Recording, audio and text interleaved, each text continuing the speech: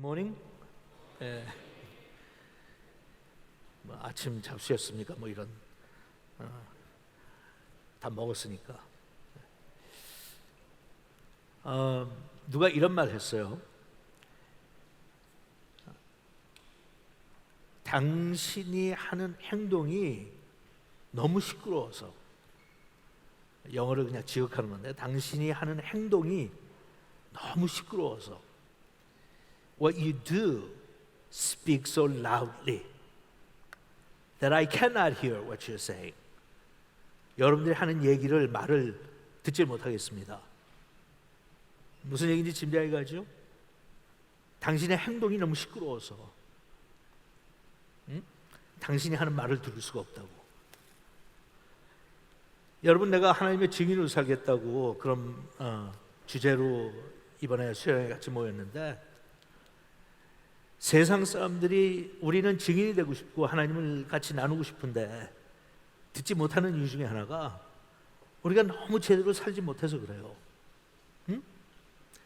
우리 자신들이 늘 하나님 앞에 죄송하고 부끄러운데, 왜냐하면 말하는 만큼 살질 못해서. 우리의 행동이 보여줄 수 있으면 참 좋겠는데, 어저께 밤에도 얘기했듯이 세상 사람들이 볼 때는 교회 다니는 사람과 교회 다니지 않는 사람들의 차이가 별로 없어요. What you do speaks so loudly. 집에서도 마찬가지고요,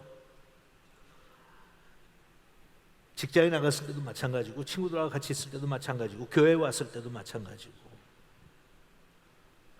사랑해야 되는데 사랑하지 못하고, 용납해야 되는데 용납하지 못하고, 배려해야 되는데 배려하지 못하고, 그런 걸 보면서 세상 사람들은 궁금하면서 이해가 가지 않는 거예요. 왜 저렇게 살까? 내가 예수 믿는다면 저렇게 안 살 텐데.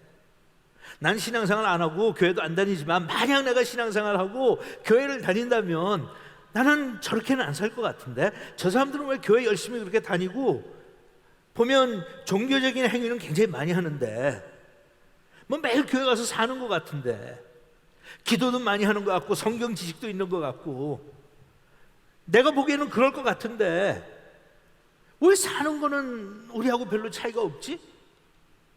저 사람들이 너무 시끄러워. 교회 가면 자기 잘난 척하는 것도 너무 시끄러워. 세상에서 잘난 척하는 사람들 속에 살면서 나는 굉장히 열등의식을 가지고 사는데, 교회 가도 마찬가지네. 교회 갔는데 저 사람들 왜 이렇게 시끄럽게 싸우는 거야 도대체? 난 교회 가면 교회는 화평하고 사랑과 인내로 가득 차서 인간관계가 참 좋을 줄로 기대를 하는데, 교회 갔는데 교회도 마찬가지네. 신문 읽을 때마다 보면 교인들과 목사들은 매일 싸우네. 그게 너무 시끄러워서 너희들이 말하는 성경 말씀을 듣고 싶지도 않고 듣지도 못해. 예수님은 사랑이시라며. 교회에 가장 으뜸가는 가치는 사랑이라며. 근데 너희들이 사랑을 보여주지 못하니까 사랑한다고 이야기하는 게 들리질 않아.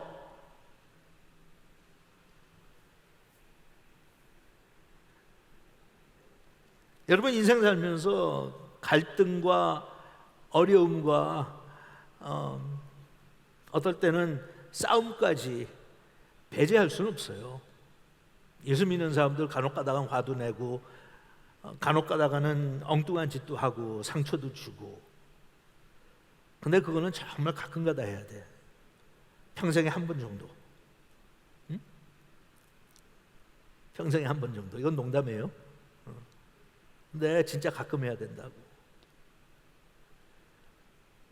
같은 형제들끼리나 또는 사회에서 볼 때 참 어쩌다가 저 사람들은 저렇게 싸우지?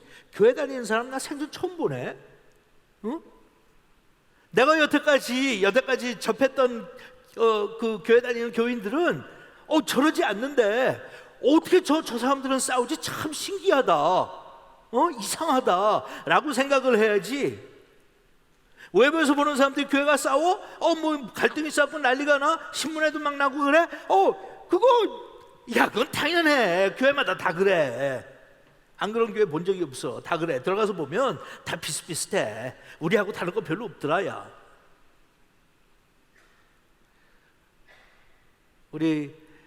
제가 속해 있는 공동체가 우리는 어떤 공동체가 될 것이냐라고 하는 것을 시작할 때 이렇게 이야기했어요. 지금 내가 여러분한테 하는 얘기는 누가 했는지 역사적으로 확실치가 않아. 그런데 많은 사람들이 성 어거스틴이 했던 말이라고 그렇게 생각들 해요. 하지만 그것도 그냥 추측의 따름이지 어디에서 그걸 아는 사람들 없어. 근데 웬만한 여러분들 다 들어봤을 거고, 굉장히 나한테는 본질적인 것을 정리를 해서 결론 지어준 한마디 한 문장이에요. 뭐라고 그랬나 하면 in essentials, 본질적인 거 unity, 본질적인 거에서는 일치, in non-essentials, 비본질적인 거에서는 자유를, in non-essential freedom. 그러면서 마지막으로 했어요. in all things, 하지만 모든 것에 사랑을, in all things, in love. 여러분 내 자신의 삶을 돌아보고 내가 속해 있는 공동체를 한번 돌아보세요. 진짜 본질적인 거 가지고는 일치하지 못할 때가 많아. 비본질적인 거 가지고 자유를 주는 게 아니라 서로 헐뜯고 싸우고, 비본질적인 건데 여러분, 내가 어저께 그 술 문화에 대해서 내 자신에 대해서 이야기했죠. 그거 이야기한 거는 내가 꼭 할 필요 없어. 응? 여러분도 혼동시킨다고 그래서 혼동시킬 필요도 없고 그냥 놔두면 돼. 근데 왜 얘기했나? 비본질적이 갖고 우리가 얼마나 혼동하고 그것 가지고 서로 갈라지고, 여러분 교단들이 다 갈라지는 거 아니에요? 그런 거 가지고. 성경적으로 볼 때는 하나님께서 볼 때 내가 생각을 하는 게 that is non-essential. 그건 비본질적인 거야. 신경 쓰지 마. 너나 잘하세요. 네 믿음대로 살아. 신앙 양심대로 살고, 네가 성경을 읽고 해석한 대로 살아. 다른 사람 가지고 참견하지 말고, 다른 사람이 어떡하냐고 그래서 그거 가지고 말다툼하지 말고. That is non-essential. 하나님께서 얘들아, 지금 내가 하늘 보좌에서 내려다볼 때 너희들 인간 세계에 그보다 훨씬 더 큰 문제들이 얼마나 엄청나게 많은데 너희들 정말 모여갖고 그런 거 갖고 싸울 거야? That is non-essential. 비본질적인 거예요. 비본질적인 면에서 하나님께서 우리에게 자유를 주셨어. 선택할 수 있는 자유도 주셨고, 결정할 수 있는 자유도 주셨고, 내가 다른 사람들에게 불이익을 주지 않는 한 Son, that is your choice.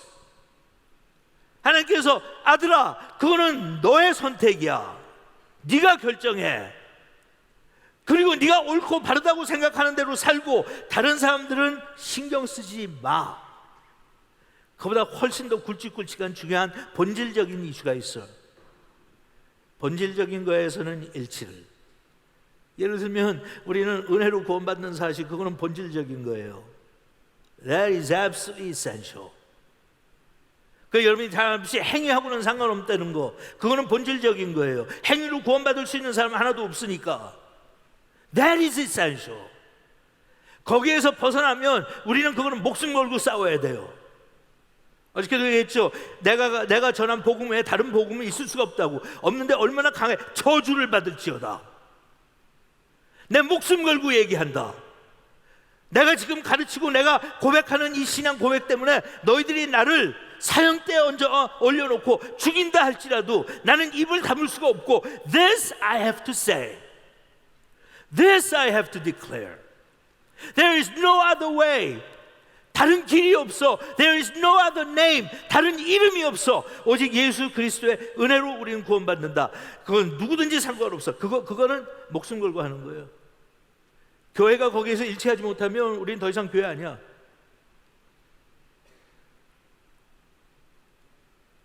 내가 전한 복음 외에 다른 복음을 전하면 너희들은 저주를 받을지어다. 헬라 언어로 그걸 단어가 anathema라고 하는 거예요. anathema. 함부로 사용하지 않는 무서운 말이에요. 여러분, 저주를 받을지어다 하는 건 무슨 뜻인지 알아요? 너 지옥 가라. 너 지옥 가라.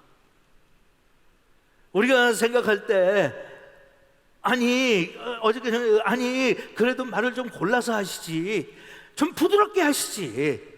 사도 바울이 그런 거예요. 내가 다른 건 양보할 수 있어도 이거 하나만큼 절대로 양보하지 못한다. You go to hell. You go to hell.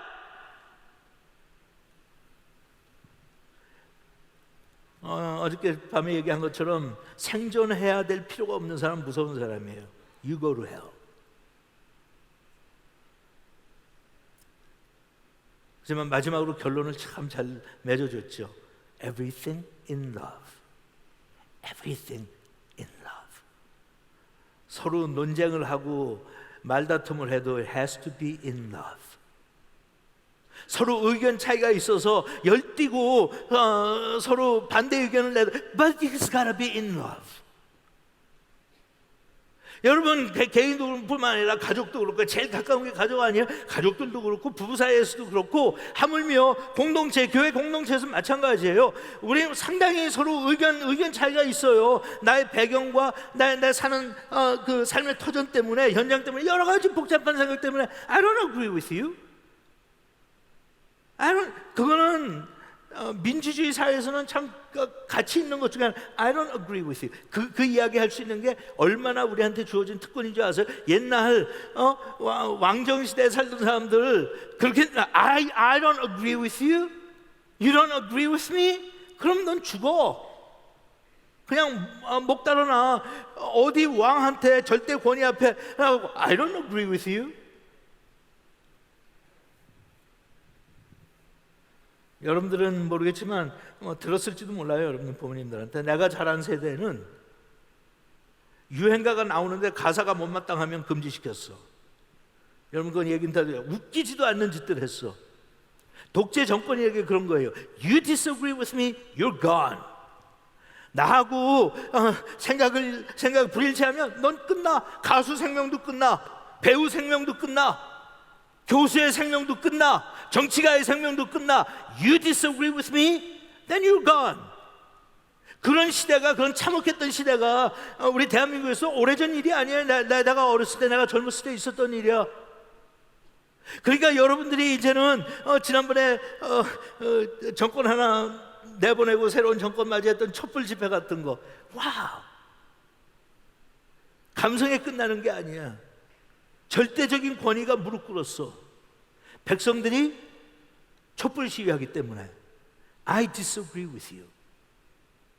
국민들이 I disagree with you. 국민들이 그런 거예요. 당신, 내가 재판장은 아니지만 그냥 국민으로서 이 참담한 마음을 어떻게 감출 길이 없다. 나는 이런 나라에서 우리 아이들 키우고 싶은 생각 없다. 이럴 수는 없다. 그래가지고 그냥 얘기한 거예요. I disagree with you. 옛날 같으면 다 광주 사태처럼 그냥 총 들고 나와서 쏴 죽이면 또 죽는 거야. 근데 그렇게 못했어. 왜? 민주주의가 그만큼 발달했기 때문에. 교회 안에서도 마찬가지예요. It's okay not to agree. 목사님하고도 내가 같은 생각하지 않아도 괜찮아. 여러분들의 결정과 여러분들의 선택은 여러분들의 책임이에요. 그게 또 민주주의의 가장 무서운 것 중에 하나야. 그러지 않을 때는 임금도 왕도 원망하고, 조직을 원망하고, 높은 사람들 원망하고, 노예면 항상 주인들, 상전들에 대해서 분을 품고 살고, 그렇게 살 때 그게 다 정당화가 됐어. 노예니까, 그렇게 인간 취급받지 못하니까. 그렇지, 너희들은 속에서 원한을 품고 악을 품고 살아도 그건 이해. 하지만 there's nothing you can do. 너희들 할 수 있는 건 아무것도 없어. 그냥 그대로 살아. 근데 더 이상 그런 제도가 없고 우리는 다 평등하게 됐거든요. 그러니까 내 인생은 내가 책임지는 거야. 내 결정은 내가 책임지는 거예요. 나의 선택은 내가 책임지는 거예요. 또 어느 분이, 유명한 분이 이런 얘기 했어요.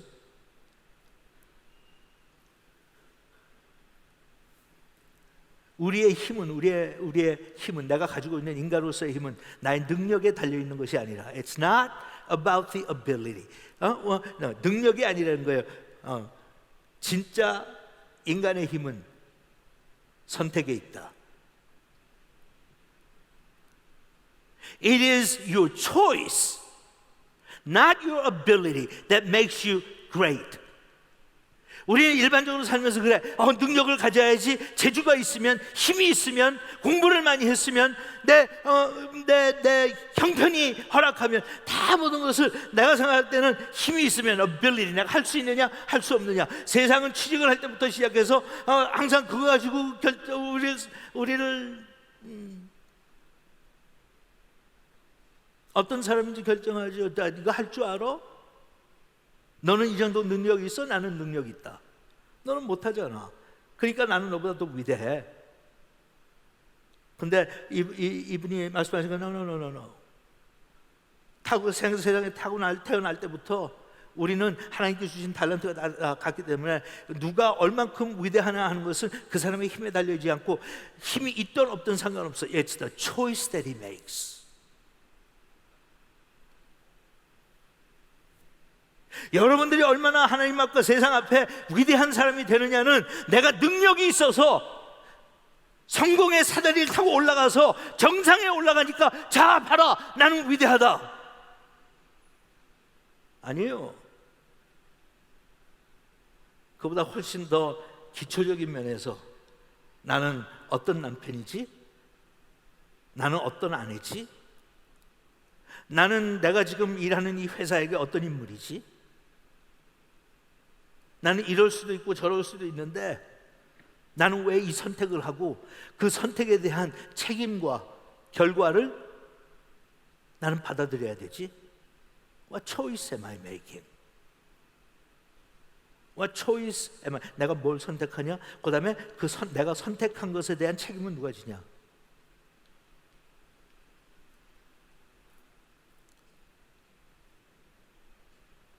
갈라디아서를 공부하면서 갈라디아에서 나오는 이 내용이 바로 그런 질문 앞에 사도 바울은 섰어야 돼요. 그런데 사도 바울이 될 수 있었던 것은 그의 선택이었어요. 그게 기득권을 가지고 있던 세력들이나 또는 자기를 헐뜯는 사람들 앞에서나 자기를 칭찬하고 인정하는 사람들 앞에는 상관없이 여러분과 나하고 똑같이 사도 바울은 하루하루 살면서 항상 선택해야 됐어요. Am I going to go this way or am I going to go that way? Am I going to respond this way? 내가 이렇게 응답할 거야? Or am I going to respond this way? 나는 이렇게 응답할 거야. How and what am I going to do? 여러분은 평생 그것 때문에 고민할 거고 나도 지금까지 그것 때문에 고민하고 그것 때문에 기쁘고 환희에 찬 인생을 살기도 하고 어떨 때는 잘못된 선택 때문에 마음이 무너지고 하나님 앞에 죄송하고 그만이 아니에요. 나의 그 행동과 나의 반응 때문에 사람들이 입은 피해 또는 그 결과는 어떨 때는 죽을 때까지 가요. Because of my choice.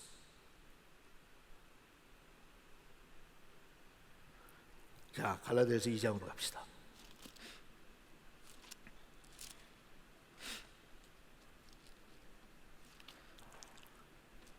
여러분이 잘 알다시피 이 서신을 제대로 이해하기 위해서는 사도행전을 많이 읽고 여러분들이 역사적인, 시대적인 또 그 당시의 환경을 이해할수록 좋아요. 그냥 읽으면 왜 갑자기 이 편지에서 이런 말씀을 하셨지? 라고 생각하는데 사도행전을 보면 짝이 맞아서 그때 이런 일이 있었을 때 그랬구나. 그래요.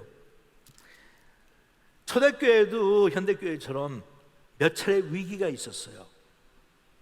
이리 갈 건가 이리 갈 건가. 그 결정에 따라서 그 역사 속에 남는 교회는 그 결과가 상당히 차이가 있었어요. 이리 갈까 저리 갈까. 초대교회와 처음 사도들이, 소위 이야기하는 기둥 같은 사도들이 결정을 내려야 돼서 You have to make the decision. 무겁죠. 부담스럽죠. 하지만 그들도 결정을 내려야 됐어. 피할 수가 없어. 그냥 무조건 연기할 수도 없어. You have to make a decision. 그런데 그때 결정을 내려요. 사도 바울도 마찬가지였어요. 어떤 면에서는 자기가 자기 의지로 예루살렘에 찾아갔지만 사도들 만나기 위해서 사실은 의지뿐만은 아니었어요. 그때 상황이 사도 바울이 섬기는 교회들 속에 큰 문제가 일어났어요. 왜냐하면 사도 바울을 제대로 복음을 가르치지 않고 변질시켰다고 하는 의심을 받기 시작한 거예요. 근데 그냥 그렇게 의심만 하는 게 아니라 또 돌아다니는 교사들이, 티처들이 자기가 섬기고 자기가 개척한 교회를 찾아와가지고 사도 바울을 비난하기 시작해요. 사도 바울이 잘못 가르치는 거다. 그 교훈 따르면 안 된다. 응? 약간 이단적인 요소가 있는 것처럼 그렇게 공격하기 시작했어요. 그러니까 사람들이 흔들릴 거 아니에요. 자기들이 사도 바울을 존경하고 사도 바울을 따르고 사도 바울 때문에 본인들이 하나님 앞에 나오게 됐고 교회가 세워졌는데도 불구하고 사도 바울이 계속 남아서 목회를 하는 게 아니라 그냥 거기에서 선교해서 교회 세워놓고 딴 지방으로 가고 교회 세워놓고 딴 지방으로 가니까 사도 바울만 의지하고 살지 못하고 지속적인 교리나 가르침을 받지 못하니까 흔들리는 거야. 근데 찾아와서 얘기하는 사람 말하면 그것도 그럴듯하거든. 야, sure.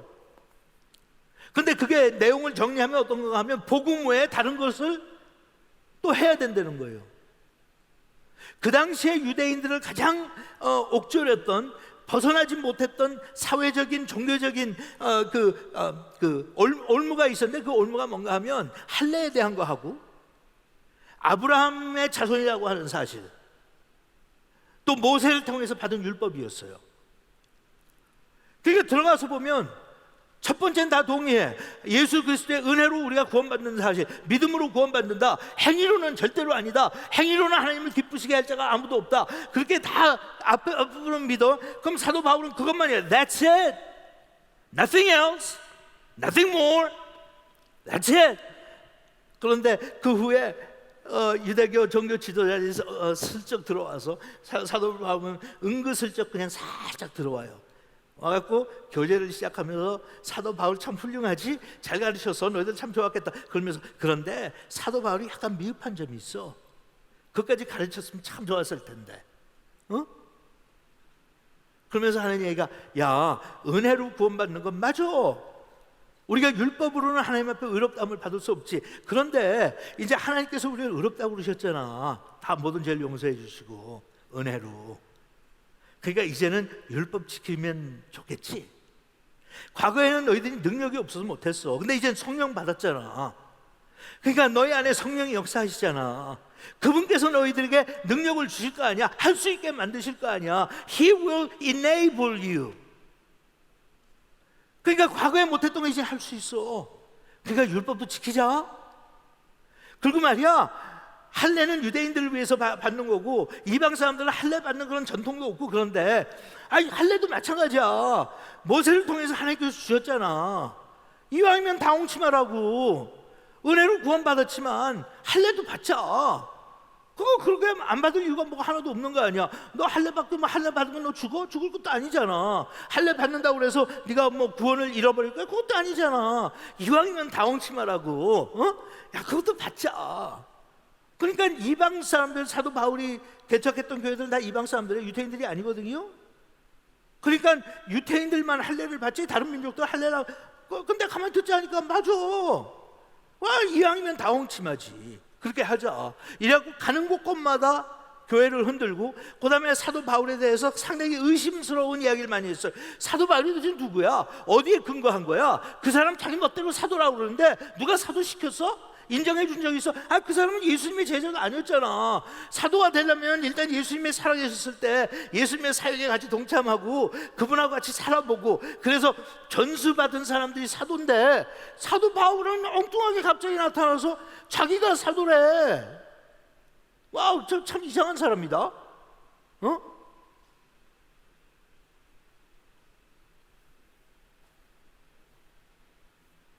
여러분 신앙생활 잘하면 교회에서 인정받을 것 같죠? 성경대로 살면 사람들이 축하하고 칭찬해 줄 것 같죠?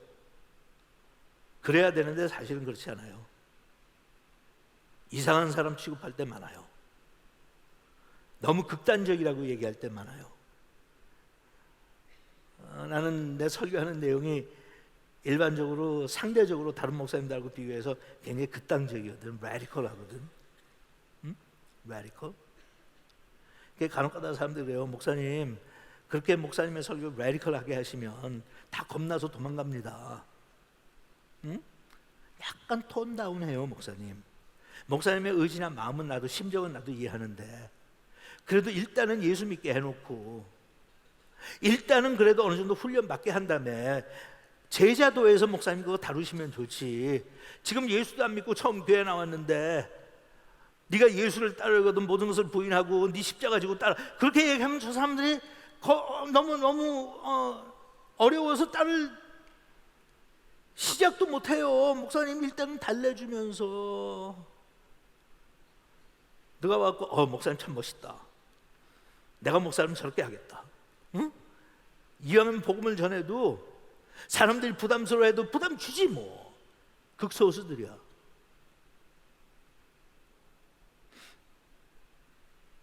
칭찬 안 해요. 그렇게 많은 사람들이 따르지도 않아. 듣기는 그럴듯한데 진짜 그렇게 살자고 그러면 다 도망가 버려. 적어도 나의 경험은 그래요. 적어도 나의 경험은. 그런데 그 가운데 몇몇 미친 사람들이 나와. 제정신이 아니야. 내가 제정신이 아니죠. 응? 근데 사도 바울이 그거 가지고 용납할 수 있어. 뭐 그렇게 원하면 가서 그냥 할례 받아라.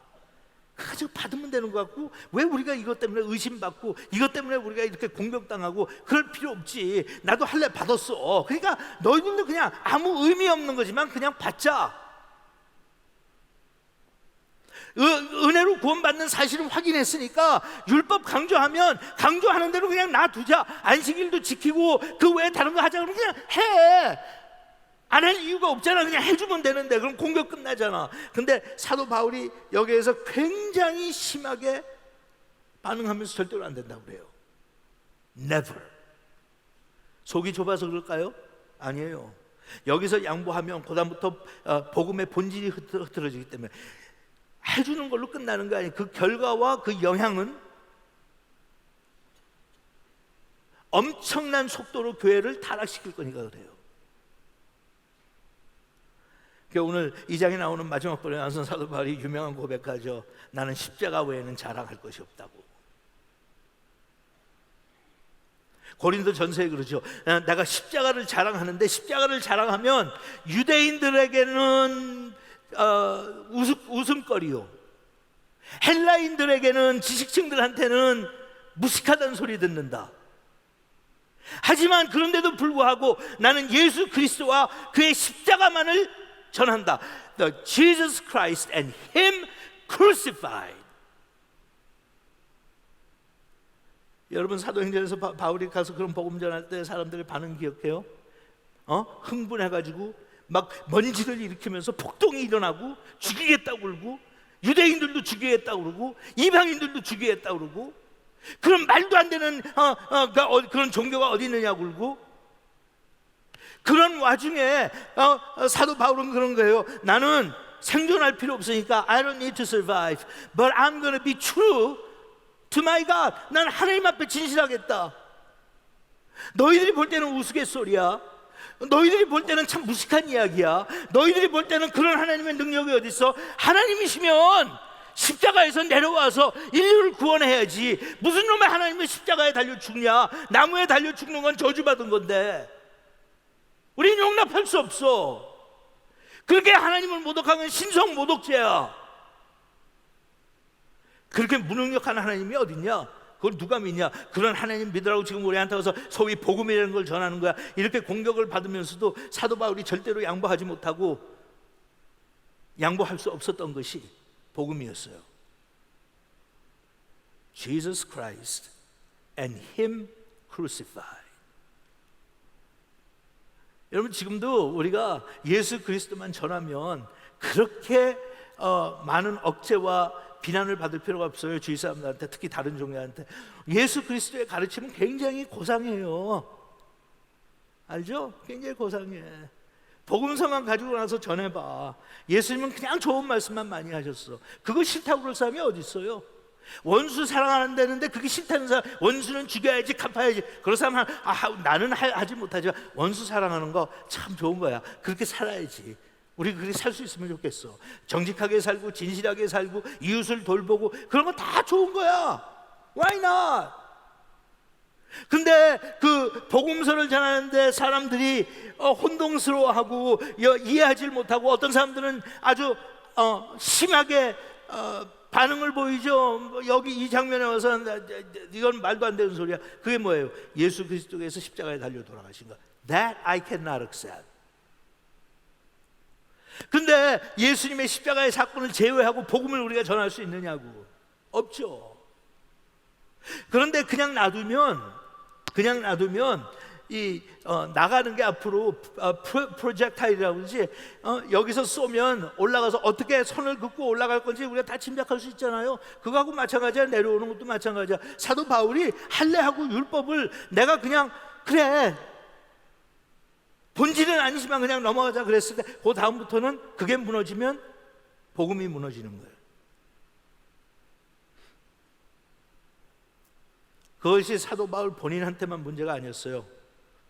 세운 교회들한테 다 위기가 닥쳤고, 그래서 그 문제를 해결하기 위해서 도대체 네가 무슨 자격으로 사도가 됐어? 네가 전하는 복음이 어떻게 그게 진정한 복음이라고 그렇게 사람들한테 가르칠 수 있어? 그렇게 얘기하는데, 그거에 대한 인정을 받는 것은 예루살렘에 가서 사도들에게 직접 인정을 받고 나오는 거예요. 그래서 사도 바울과 바나바가 이방 교회를 대표해서 예루살렘에 찾아가서 예루살렘 공회한테 공회 앞에 서서 소위 인정받는 프로세스를 거쳐요. 이것도 우리 그냥 인간적인 심성으로 놓고 보면 참 어떤 면에서는 훌륭하고 어떤 면에서는 애처롭기도 하고 그래. 제일 힘든 게 같은 형제들인데 의심받고 오해받는 거예요. 참 힘들어. 나도 자주는 아니지만 평생 몇 번 그렇게 오해를 받은 적이 있는데, 여러분 그때 심정이 뭔지 알아요? 나는 그런 일 당하기 전까지는 말을 표현을 해도 그렇게까지 표현을 할 필요가 뭐가 있어? 라고 생각을 했어요. 근데 막상 내가 닥치니까 억울해 죽겠는데, 나는 그게 아니었는데 마치 그게 사실인 것처럼 얘기하니까 여러분 진짜 나하고 막 배째고 싶어. 보여주고 싶어. 보여줄 수 있다면. 내가 얘기한 것을 막 이상하게 돌려가지고 그랬다는 거예요. 목사님이 그렇게 얘기했다는 거야. 그러니까 그걸 설명할 길이 없잖아. 설명을 해도 듣고 싶어도 안 하니까. 이미 마음문이 다 닫혀. 자기 나름대로 이유는 갖가지 이유가 있겠지. 벌써 자기들은 다 결론 내렸으니까. 이제 와서 딴소리 할 수는 없으니까. 어떨 땐 진짜 배 째고 싶더라. 목사가 이런 말 해도 되나? 배를 안 쬐으니까 해도 괜찮아. 배 째고 싶었지 배를 째진 않았으니까. 근데 여러분들도 지금까지 이미 그런 걸 경험한 사람도 있고 앞으로도 경험할 사람들이 얼마든지 있어요. 정말 미치겠어. 하나님이 의심 없이 나를 인정해 주신 건 내가 알아. 하나님은 나의 증인이야. 내가 알아. 그런 말 한 적 없어. 그렇게 가르친 적 없어. 그런데도 사람들의 시기와 질투 때문에 그런지 뭐 때문에 그런지 날 공격하는데, 하나님 앞에, 근데 여러분 하나님이 날 알아주시는데 그것만 가지고는 만족하지 못하는 거 알아요?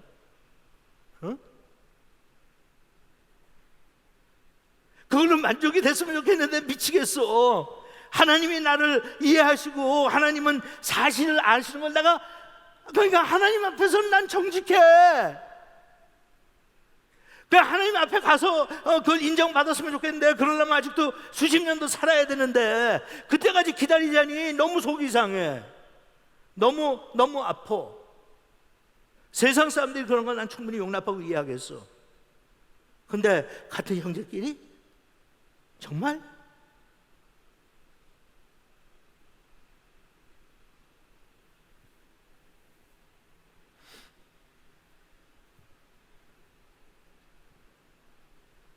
이것도 과장하지 않은 사실 중에 또 하나예요. 거기에서 그쳤으면 좋겠지. 딱 인생에 한 번이지만 한 번은 죽고 싶더라. 자살하고 싶더라. 어? 몸에다 기름을 뿌리고 불에 타 죽든지 활복 자살을 하든지.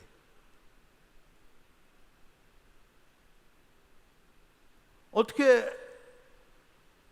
내가 설명할 수가 없고 어떻게 도저히 말도 안 되는 소리를 하고 있는데 그게 지속적으로 나가니까 이것도 그냥 죽고 싶었지 죽지는 않았으니까 괜찮아. 진짜 죽고 싶더라. 사람들한테 보여주고 싶어. 얼마나 억울하고 원통하면 내가 자살까지 한다. 정말 이럴 수 있냐? 정말 이럴 수 있냐?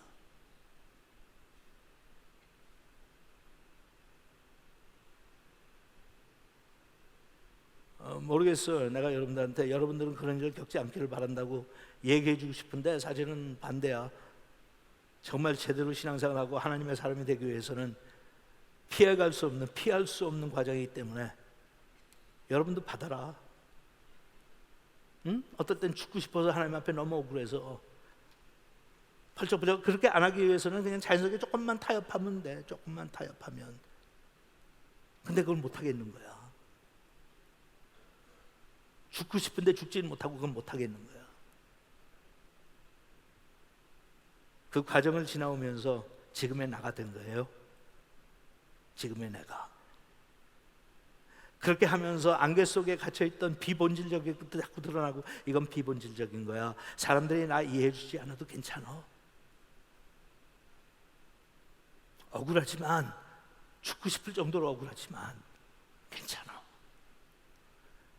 그런 일 당하기 전에 설교로는 그런 얘기 자주 했거든. 하나님이 아시니까 괜찮다. 응? 그런 배신감을 느껴도 그냥 하나님 앞에 감사하고 지나가자. 말은 잘했지. 근데 내가 당하니까 그렇게 힘든 거야. 이럴 수가 있나? 하나님께서 이렇게 나를 버리실 수가 있나?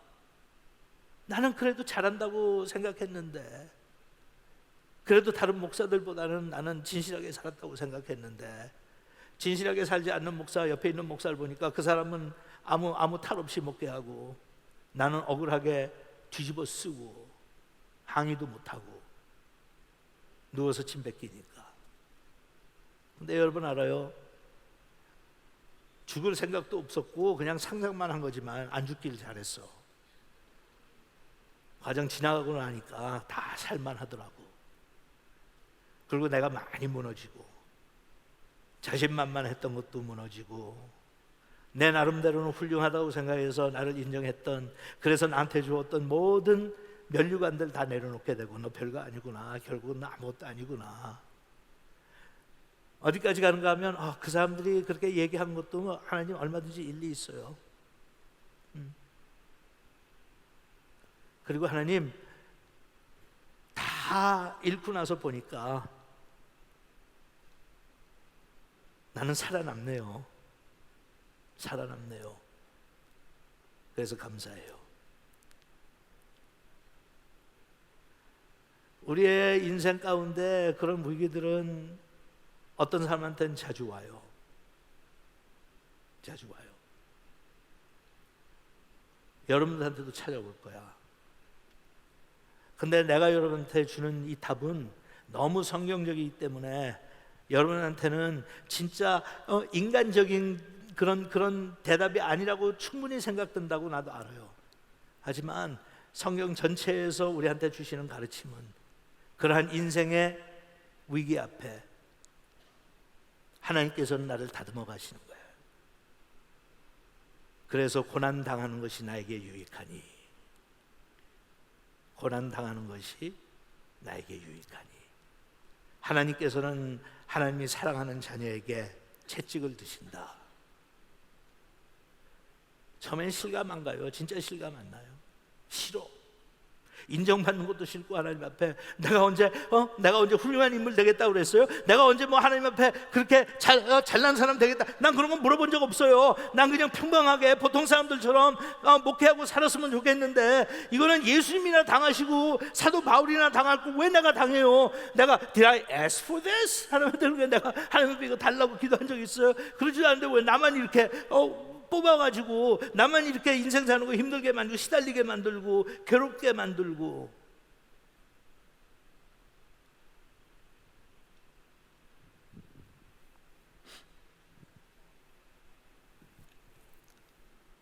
그래서 그런 상태, 그런 모습, 그런 여건 속에서 사도 바울이 바나바와 함께 예루살렘을 찾아가요.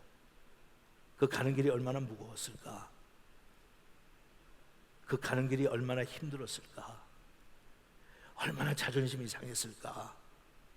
내가 사람들한테 찾아가서 이렇게 인정을 받고 인준을 받아야 된다고 하는 사실이, 앞에서 얘기한 것처럼 자기는 사람들을 통해서 지금 이 복음을 전하는 것이 아니라 하나님께서 직접 찾아오셔서 계시하셨는데, 진짜 재밌는 건 뭔지 알아? 연한 사도는 예수님께서 사역하실 때 같이 예수님 곁에 있었던 사람들이라고 그래. 근데 사도 바울은 예수님을 만난 게 이미 승천하신 다음에 그 다음에 만났어. 예수님이 승천하신 다음에 나머지 12제자는 예수님 만나지 못했어. 부활하신 다음에는 만났어. 하지만 승천하신 다음엔 만나지 않았어. 근데 사도 바울을 하나님께서 구원하시고 그에게 사명을 주시기 위해서 승천하셨던 예수님이 내려오셨어. 그래서 직접 말씀하셨어. 바울아 바울아, 사울아 사울아, 어찌하여 너는 나를 핍박하느냐. 와우. 여러분 비교해 보세요. 승천하실 때가 만난 사도가 위대해요? 아니면 그 한 명한테 사명을 주시고 구원하시기 위해서 승천하셨는데 내려온 그 바울이 더 놀라운 거예요. 바울이 훨씬 더 놀랍지. 너 이제 승천하신 다음에 예수님 본 적 있어? 없어. 난 봤어. 어저께 내가 얘기한 것처럼 넌 늙어봤냐? 앞으로 시간 걸려야 늙어보지. 늙은 다음에 인생이 어떻게 되는지 너희도 경험 못하지. 근데 나는 젊어봤다. 응? 난 젊어봤다. 그 고충 다 겪었다. 대가 다 지불하고.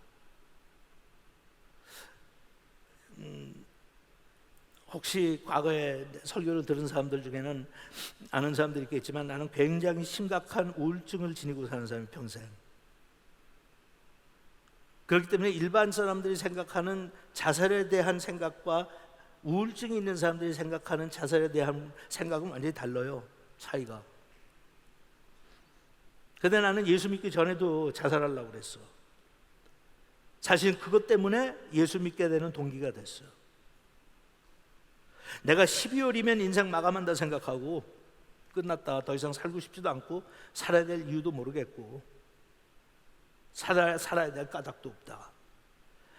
나한테 가장 행복한 것은 그냥 사라지는 거다. 그 전까지는 그걸 달래기 위해서 술에 빠져 살기도 하고 마약에 빠져 살기도 하고 잠시라도 잊어보려고 현실을 피하려고 그렇게 하다가 나중에 그게 막다른 골목에 오더라고. 더 이상 하는 것도 무의미하고 이거는 사는 게 아니라 그냥 존재하는 거고 죽지 못해서 하는 거고 내 자신을 봐도 너무 비참하더라고. 그래서 대학교 4학년 때 난 결론 내렸어. 그냥 여기서 사라지겠다.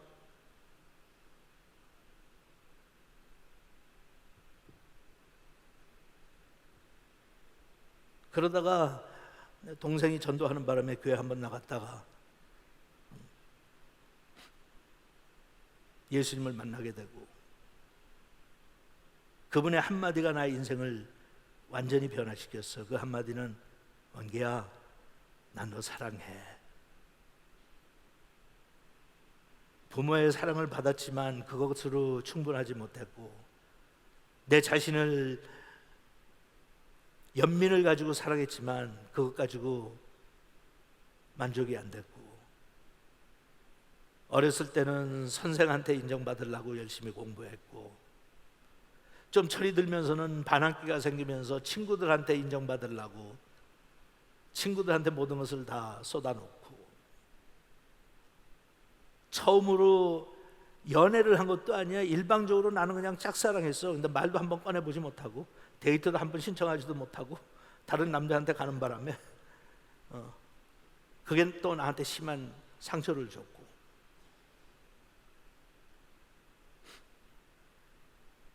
근데 처음으로 사랑한다는 말씀을 들었어. 원기야, 난 너 사랑해. 희한하지? 나는 불교 집안에서 살았기 때문에 교회를 간 적도 없고 복음을 들어본 적도 없고 성경을 읽어본 적도 없어. 설교를 들어본 적도 없고. 그런데 하나님께서 날 찾아오시니까 설명이 필요 없더라고. 진짜 알아요? 희한하더라고. 그냥 설교를 듣는데 스쳐 지나가는 것처럼 사실 그 전까지만 해도 나는 미신 믿는 것처럼 했어. 왜냐하면 설교를 듣는데 감동이 조금 오기는 오는데 완전한 건 아니야. 그러니까 이제 이번 집회만 끝나면 난 자살할 건데 시간은 자꾸 가까워오는데 부흥회 참석해서 나흘째 되는 날이야. 이제 너무 다급하니까 삶이 참 희한하지. 죽고 싶다고 자살하겠다고 계획 세워놓고는 또 죽기는 싫어가지고 무슨 역사가 일어나기를 기대하는 거야. 그래갖고 앉아서 하는데 난 미신 믿는 것처럼 뭘 모르니까 거기 앉아있으니까 일반 전통적인 교회니까 십자가 가운데 있을 거 아니야. 그러니까 나는 설교를 들으면서 십자가를 막 주목하는 거야. 뚫어지게 쳐다보면서 저 십자가가 푹 튀어나와서 내 가슴에 딱 박히면 그럼 난 믿겠다. 황당한 미신이지. 그런 게 확실히 뭐가 있어야 돼. 뭐가 지금 그래갖고 어린 나이에 진짜 이거는 무식하니까 하는 거야. 그걸 쳐다보고 와서 그게 와서 내 가슴에 박히면 그럼 내가 한번 믿어보겠다 그랬는데 그거는 와서 박히질 않고 엉뚱하게 스쳐 지나가는 하나님의 음성이 처음으로 들렸어. 은기야, 나 너 사랑해. 하나님이 사랑이시다, 죄인을 사랑하신다 소리 한 번도 들어본 적 없어. 근데 거기에서 하나님의 사랑이 느껴지면서 거기서 무너졌어요. 왜 우는지도 모르고 한 1시간 반을 울었어. 근데 회개하는 눈물도 아니고 뭐가 힘들어서 흘린 눈물도 아니었어요. 그냥 뭔가 내 속에 있던 덩어리가 빠져나가는 것 같은 그런 거였어. 그냥 펑펑 울었어 혼자. 눈물 콧물 흘리면서. 그리고 일어나서 보니까 그 집회 왔던 사람들은 이미 다 떠난 후였어요. 난 그것도 몰랐지. 멋쩍어서 일어나가지고 이게 퉁퉁 부은 눈물 흘린 이 눈물 자국을 가지고 밖에 나가면 좀 멋쩍겠다, 좀 민망하다. 혹시 사람들이 보면 어떡할까 그러고 걱정했는데 그 걱정은 할 필요 없는 걱정이었어. 나가서 보니까 다 집에 가서 아무도 없어. 터벅터벅 걸어서 내 자동차 가서 거기서 이제 운전하고 살던 아파트로 돌아가는 길이에요. 근데 왜 그런지 내가 변했어. 변한 걸 느끼겠어. 하나님의 사랑이 그렇게 냉랭하던 나의 가슴을 녹이신 거야. 운전하고 가는데 늘 평소에도 왔다 갔다 했던 길이었는데 그 길이 그렇게 아름다워 보여. 한여름 무더위 속에 8월 13일이었거든. 뭐 여러분들이 기억할 것도 없겠지만 1976년 8월 13일에 내가 거듭났어. 오전 10시 반쯤. 우느라고 정확하게 시계는 못 봤는데 대충 추측하기를 10시 반 정도 됐을 거예요. 찬송도 불러본 적 없고 성경을 읽어본 적도 없고 하나님을 만나본 적도 없고 하나님이 존재하는 것 자체도 몰랐는데 그냥 찾아오셔서 그런 거야. 왕기야, 난 너 사랑해. 운전을 하고 가는데 세상이 변했어요. 이렇게 아름다웠구나. 내가 그렇게 저주했던 이 세상이 이렇게 아름다운 거였구나. 난 진짜 저주하고 살았거든. 몹쓸 놈의 세상, 죽일 놈의 세상.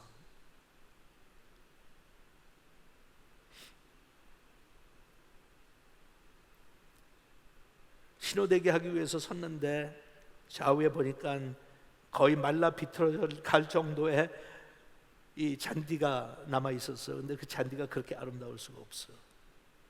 참 신기하다.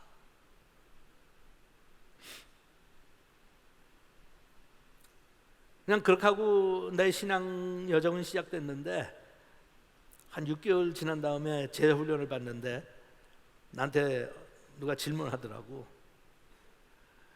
그래서 대답을 하면서 무슨 변화가 있었냐고, 예수 믿고 나서. 그래서 나는 그렇게 대답했어요. 내가 예수 믿고 나니까 세상이 변했어요. 세상이 그렇게 아름다워졌어요. 난 세상이 그렇게 아름다운 줄 몰랐는데 하나님을 만나고 보니까 세상이 이렇게 아름다워졌어요. 하늘도 아름답고 땅도 아름답고 말로 비틀어진 잔디도 아름답고 옆에 사는 모든 사람들이 다 아름답고 사랑하고 싶고 안아주고 싶고. 그랬더니 그분이 그러더라고요. 야 이놈아, 세상이 변한 게 아니야. 네가 변했지. 세상은 똑같아. 근데 네가 하나님 만나고 나서 네가 변했어. 그러니까 나는 그 말 들으니까 갑자기 한 대 얻어맞은 것 같아. 그랬구나. 나는 세상이 변한 줄 알았는데 그게 아니라 내가 변했었네. 그렇게 무식했어요 내가. 응? 그렇게 무식했어. 여러분들 중에도 같은 경험 공유하는 사람들 많이 있을 거야. 참 아름다워라. 하나님이 지으신 이 세상, 별과 달과 해와 참 아름다워라. 참 아름다워라. 그러고 나서 나는 불교 집안에서 자라고 교회를 한 번도 가본 적이 없으니까 예수 믿는 사람들이 많은 줄 몰랐어. 근데 희한하죠. 내가 예수 믿고 나니까 그다음부터 예수 믿는 사람 만나면 꼭 잃어버렸던 가족 찾은 것처럼 나는 기뻤어. 그러니까 그냥 알지도 못하는 사람인데 무슨 얘기하다가 자기도 교회 다니고 예수 믿는다 그러면 나 가슴 막 끌어안아줬어. 무슨 이상가족 만난 것처럼. 나는 진짜 이상가족 만난 것 같았어. 도저히 이게 와, 너도 예수 믿어? 하루는 밤늦게 출출해서 혼자 피자를 사 먹으러 갔는데 진짜 추운 겨울이었어요. 보스턴의 1월은 엄청나게 추워. 그래서 덜덜덜 뜨는 거 같는데 갔더니 코가 새빨개진 백인 하나가 거기에서 전도지를 나눠주고 있는 거야. 새벽 1시에. 그걸 보니까 너무 반갑더라고. 너도 예수 믿는구나. 그때 예수 믿는데 거기서 또 끌어안는 거야. 난 너무 기뻐서. 그때 같이 와우, 여기도 예수 믿는 사람 있네. 신기하지 여러분? 교회에서 자란 사람들은 예수 믿는 사람들 보고 살았으니까 좀 피하려고 그럴 수도 있는데, 그래갖고 초면인데 코가 새빨갛게 돼갖고 콧물 줄줄 흘리는 상태에서 전도지를 나눠주니까 내 딴에는 나하고 나이도 비슷한데 너무 그게 아름다운 거였고 데리고 들어가서 피자 사줬어. 돈도 그렇게 없을 때인데. 그래갖고 진짜 그랬어요. 나는 예수 믿는 사람들 만나면 희귀한 무슨 뭐 만난 것처럼 예수 믿으세요, 교회 다니세요, 너무 반갑다. 진짜 반가웠어. 그리고는 교회를 다니지 말았어야 되는데. 여러분 또 재밌는 얘기 할까? 난 예수 믿고 1년 동안 교회를 가야 되는지 몰랐어. 왜냐하면 나는 그냥 아무 중간에 누가 도와주는 사람 없이 그냥 어느 날 집회 참석했다 하나님 만나고 거기서 아주 강한 체험을 했기 때문에 그냥 구름 타고 붕붕 떠한같이 살았거든. 너무 행복하고 너무 즐겁고 그러니까 만나는 사람들한테 같이 예수 믿자고 전도하고 어떻게 반응하든지 상관없고, 나하고 가까웠던 모든 친구들이 다 나를 떠나고 저 새끼 이상하게 됐다고 얘기해도, 그런데도 그냥 정신 나간 사람 침 질질 흘리고 따라가지고 너도 예수 믿어라, 너도 예수 믿어. 그리고 1년을 사는데 내가 가지고 있는 실력이 다 떨어지더라고. 그래서 어느 날 갑자기 예전 같지가 않아. 내가 신앙생활을 하고 하나님에 대한 생각이 많이 초조해졌어. 그래가지고는 또 어느 날 상담을 받았어요. 내가 왜 이렇게 저조해지는지 모르겠다고. 그랬더니 제일 먼저 물어본 것 중에, 너 요새 교회 다니냐? 그래. 교회 다녀야 돼? 진짜로. Nobody told me. 누가 나한테 말해준 사람 없어 교회 다니라고. 교회 다녀야 되는 거 그런 거예요. 야 이놈아, 교회 다니면서 설교도 듣고 성경도 배우고 기도도 좀 배우고 그래야지. 넌 그냥 앉아 있으니까 네가 저조해질 수밖에 없지. 그러니까 그때서야 내가 어허, 맞는다. 교회 가야 되는 거로구나. 진짜 한심하지. 그래서 교회에 다니기 시작했어. 그리고 성경을 읽으랬는데 나는 어디서부터 읽어야 될지 모르니까 찬송가 뒤에 보니까 교동문이 나오더라고. 그건 완전히 맞춤형이야. 내 사이즈야. 많이 읽을 필요도 없고. 그래갖고 그냥 교동문 1번부터 읽어가기 시작했어. 근데 여러분 그거 하니까 나아져. 그래서 그런구나 하고 교회를 갔더니 다 예수 믿는 사람들 천지야. 너무 나한테는 기적 같아서 여기 오니까 예수 믿는 사람 다 모였네. 그래서 나는 반가워가지고, 근데 뭔가 하고 싶어. 또 왔는데 마음속이 막 움직이니까 하고 싶어. 근데 할 게 아무것도 없어. 내가 예수 믿고 1년 됐는데 교회도 안 나간 놈이 와가지고 할 게 뭐가 있겠어. 근데 그 당시 내가 다녔던 교회가, 한국 교회가 미국 교회를 빌렸었기 때문에 예배를 오후에 드렸어요. 2시쯤. 그리고 예배가 끝나면 깨끗하게 정리하고 가야 돼. 안 그러면 쫓겨나니까.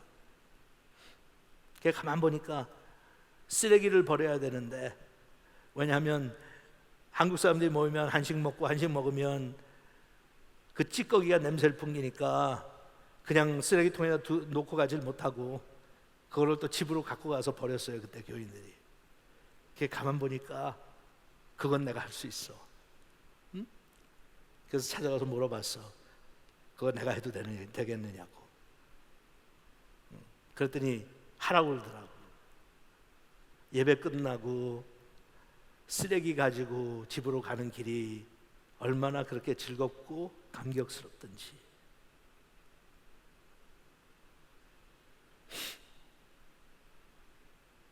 교회를 다니기 시작하니까 교회 가면 너무 좋아요. 집에 온 것 같고, 목사님도 너무 좋고, 설교를 듣는 게 너무 행복하고, 안 끝났으면 좋겠고. 그러니까 교회 맛을 보니까 교회 가서 살고 싶은 거야. 근데 남의 교회를 빌렸으니까 2시에 예배를 드리잖아요. 아침에 일어나, 오늘은 마음이 들떠 있어. 교회 갈 거니까. 교회 가고 싶어서. 너무 미리 준비할 수 없으니까 참아요. 참다 10시쯤 11시쯤 되면 양복 입기 시작해. 갈 준비한다고. 여러분 그냥 상상해봐. 그냥 낭만적으로만 상상해봐. 얼마나 그 젊은이가 귀여웠을까. 혼자 살았거든, 아파트에. 넥타이 메고 기다려요. 12시쯤 되면 막 이제는 지루해 죽겠어. 기다려 못해 2시에 예배가 시작하는데 12시쯤 그냥 떠나요. 한 30분이면 가는 거리를. 너무 가고 싶어서, 너무 심장이 두근거려서. 그러면 미국 교회 교인들의 예배가 끝나지 않으니까 기다려야 돼. 거기서 일찍 가서 보니까 먼저 와서 봉사하는 분들이 보이더라고. 그때만 해도 성경 찬송을 교인들이 들고 다니지 않는 사람들을 위해서 안내하는 분들이 갖다 놓고, 예배당으로 들어갈 때마다 필요하면 성경책 나눠주고 찬송가 책 나눠주고 그랬어. 그걸 보니까 그게 하고 싶어. 저것도 내가 할 수 있는 일이야. 근데 가만 보니까 저거 하면 정장 입고 좀 점잖은 분들이 하는 것 같더라고. 하고 싶은데 하겠다는 소리가 그건 안 나와. 쓰레기 치우는 거는 나왔는데. 약간 교회 문화에 적응하기 시작한 거야. 아, 저거는 저거 나눠주는 사람들은 좀 교회에서 높은 사람들의 모양이다. 교회 가면 매일 가운데 앞자리야. 근데 그것도 교회를 안 다녀봤기 때문에 그래. 여러분들 웬만한 교회 가면 앞에는 아주 마음 작정한 친구들밖에 안 앉아요. 교회는 가면 뒤에서부터 앉아. 드문드문. 근데 난 교회를 안 가봤잖아. 교회 문화를 잘 몰라. 근데 뭐 영화든지 연극이든지 특히 아니면 무슨 음악회든지 가면 앞자리가 제일 비싸. 알아요? 그러니까 비싸서 못 가지. 기회만 생기면 맨 앞자리야. 누구 저기 가고 저 가고 보냐. 앞으로 가지. 그때는 뭐 자막이나 영상이 뜰 때도 아닌데. 근데 진짜 좋은 건 뭔지 알아? 바로 무대 앞. 여기서 지금 콘서트 하는데 무대 앞에서 지금도 여러분 다 그러잖아. 안 그런 건 교회밖에 없어. 웬만하면 다 뒤에 앉으려고 그래. 근데 난 그건 몰랐지. 그냥 앞에 가서 앉아. 어느 한 분이 오더니 여긴 장로석이래. 또 밀려났지.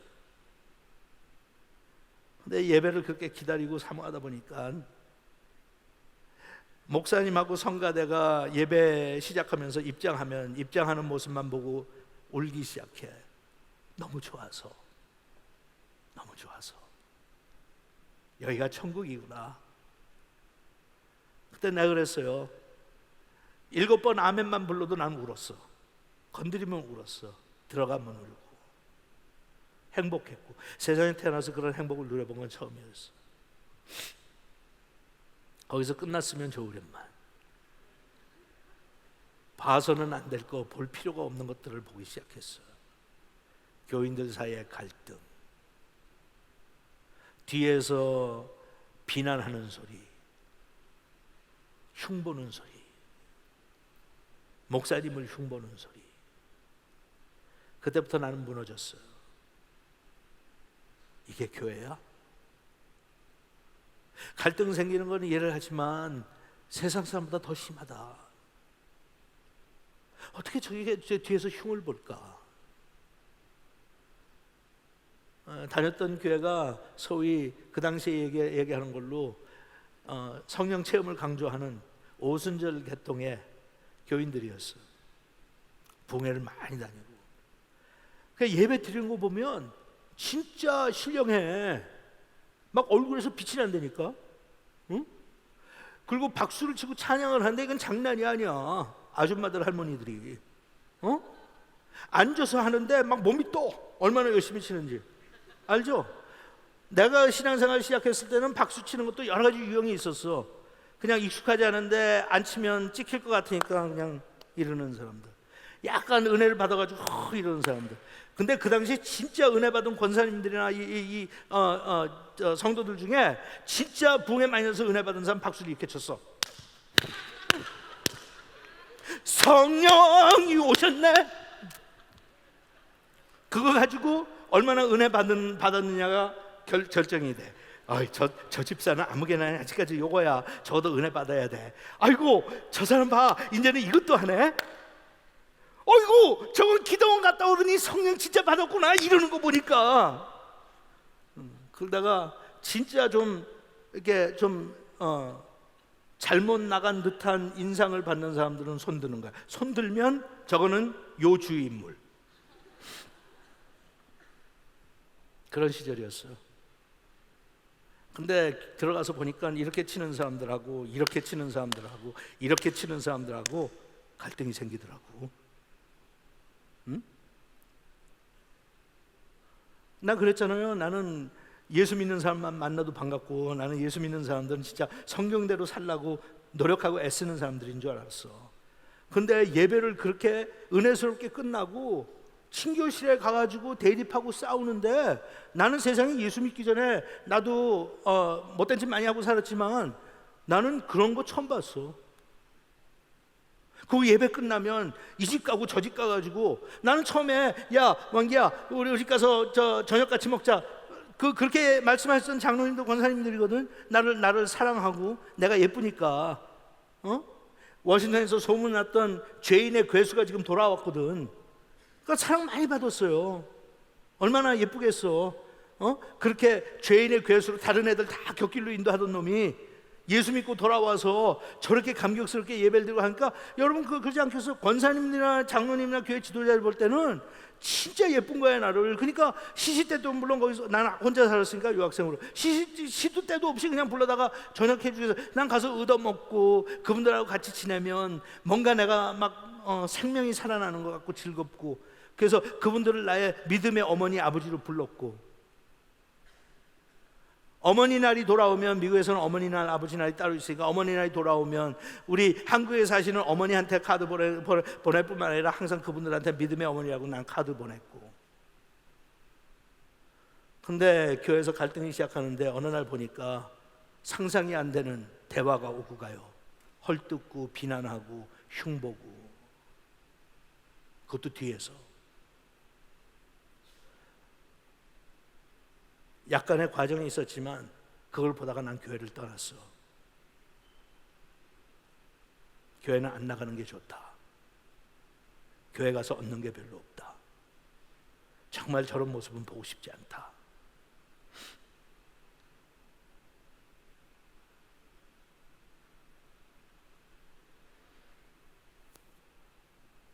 하지만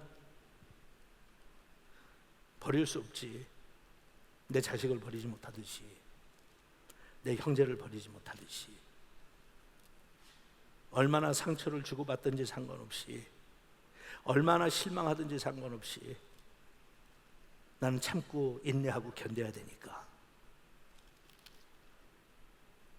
오늘 여러분한테 나눠주는 주제 중에 하나가 갈등은 피할 수 없다. 갈등은 피할 수 없다. 하지만 성경적으로 해결하자. 우리는 예수 믿는 사람들이다. 우리는 예수 믿는 사람들이다. 어떠한 갈등이 오든지 예수 믿는 사람들처럼 해결하자. 그 모습을 잠깐이지만 사도 바울이 이제 보여주는 거예요. 2장이에요. 14년 후에 내가 바나바와 함께 디도를 데리고 다시 예루살렘에 올라갔더니 계시를 따라 올라가 내가 이방 가운데서 전파하는 복음을 그들에게 제시하되 유력한 자들에게 사사로이 한 것은 내가 다름질하는 것이나 다름질한 것이 헛되지 않게 하려 함이라. 본인의 입장과 자기의 마음을 그대로 우리한테 지금 전달해요. 그러면서 사도 바울이 약간 삐딱하거든. 응? 그게 나오잖아. 자기가 정말 존경해서 그 사람들이 인정받고 싶어서 간 게 아니라 소위 사서를 얘기해서 자신들이 유력하다고 생각하는 사람들, 영어로는 그렇게 번역해 so called. 응? 사람들이 말할 때 저 사람은 훌륭한 사람이야, 저 사람은 유력한 사람이야, 약간 비꼬는 거예요. 어떻게 보면 비꼰다고, 어떻게 보면 자기 감정에 충실한 거고. 3절 그러나 나와 함께 있는 헬라인 디도까지도 억지로 할례를 받게 하지 아니하였으니, 이 상황이나 문맥을 모르면 갑자기 왜 디도에 할례 받는 게 나오나 그러는데 이제 그게 문제가 됐어요. 왜냐하면 할례 주지자들은 받으려는 거거든. 마치 어저께 내가 술 얘기한 것처럼 예수 믿으면 그냥 술 마시지 말라는 거야. 마셔서 좋을 게 뭐가 있냐 도대체. 마시지 마. 그것처럼 들리는 거야. 그거야 당연하지. 잡다. 논리적이고 합리적이고 그래. 사실은 뭐 밥은 안 먹으면 죽지만 술이야 그러면 그건 끊으면 되는 거 아니야? 현재 신앙생활 하는 사람들은 훨씬 더 그것보다 즐거움과 기쁨을 하나님께서 주시지 않아? 할 말 없어요 그렇게 얘기하면. 근데 거기서 끝났으면 좋겠는데 그것이 계속 나가다 보면 인생의 신앙생활에 다른 것까지 다 도매금으로 넘어가서, 그러니까 할례 받는 걸로 하면 그다음에 율법 지키자. 율법 지키자 하면 사도 바울이 몇 차례 이야기하고 로마서 같은 데 얘기하잖아. 율법 지키기 시작하면 모든 절기 지키자, 제사법도 지키자. 안 한 거 예수 그리스도를 통해서 우리는 제사를 드려갖고 하나님 앞에 의롭다함을 받는 거 아니지만 이제는 은혜로 구원 받았잖아. 그러기다 제사까지 드리면 더 좋지.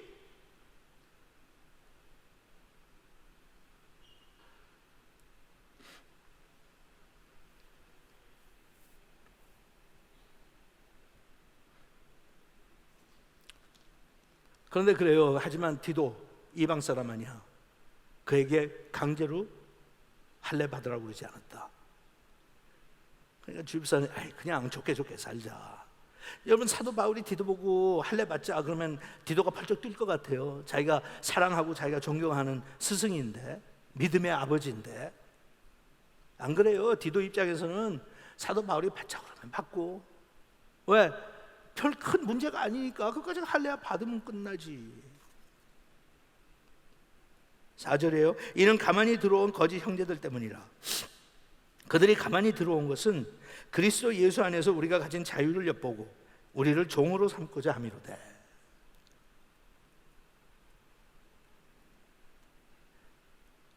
여러분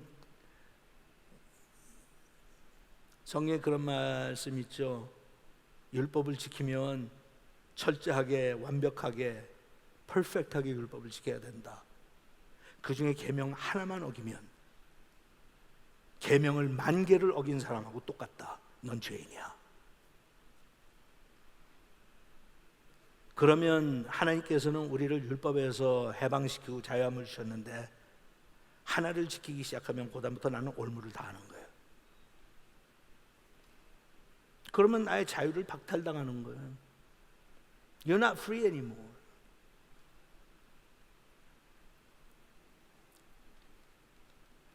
우리를 종으로 삼고자 함이로되 그런 거예요. 나는 종이 될 수 없다. 나는 오직 그리스도의 종일 뿐이다. 아무리 선하고 좋은 것이라 할지라도 나는 너에게 종노릇하지 않겠다. 왜냐하면 내가 너에게 종노릇하는 그 순간부터 나한테는 또 다른 주인이 생긴 거다. 내 인생의 주인은 한 분뿐이야. There's only one master in my life. The one that I have to obey and submit. 내가 순복하고 살아야 될 건 그분밖에 없어. 율법이라도 싫어. 구약에 나오는 할례라고 것도 싫어. 그거 자체가 문제라는 거 아니야. 그거 지금 받으면 돼. 지키면 되고. 안 지키겠다는 거야? 내가 예수 믿고 은혜로 구원받았으니까 율법은 하고 상관없다는 거야? 안 지키겠다는 거야? 아니지. 예수님도 그러셨잖아. 바리새인들을 책망하시면서 너희들은 바리새인들의 의보다 더 의로워야 된다. 신약에 들어와서도 하나님이 온전하신 것처럼, 퍼펙트한 것처럼 너희도 온전해야 된다. As God is perfect, you have to be perfect. 율법 무시하라는 거예요? 아니에요. 하지만 율법이 나의 주인은 될 수 없어. 율법의 위협, 율법주의자들의 문제는 율법을 지키면서 자기를 칭찬하고 인정하기 시작해요. Oh, I'm such a good, 나는 너무 좋은 크리스찬이야. 왜? 나는 율법을 지키니까 나의 거룩함을 보라. 나는 저것들처럼 저렇게 안 살아. 나는 술도 안 마시고, 나는 지나치게 사치스럽게 살지도 않고, 나는 휴가가 나오면 선교를 가든지 기도원에 올라가고. 와, 내가 꼭 그렇게 자랑하는 건 아니지만 그래도 너희들 속된 것들보다는 내가 낫지. 응? 알아요? 죽여 세워. 근데 그 비유 속에 예수님께서 칭찬하신 건 누구였어요? 세리였어.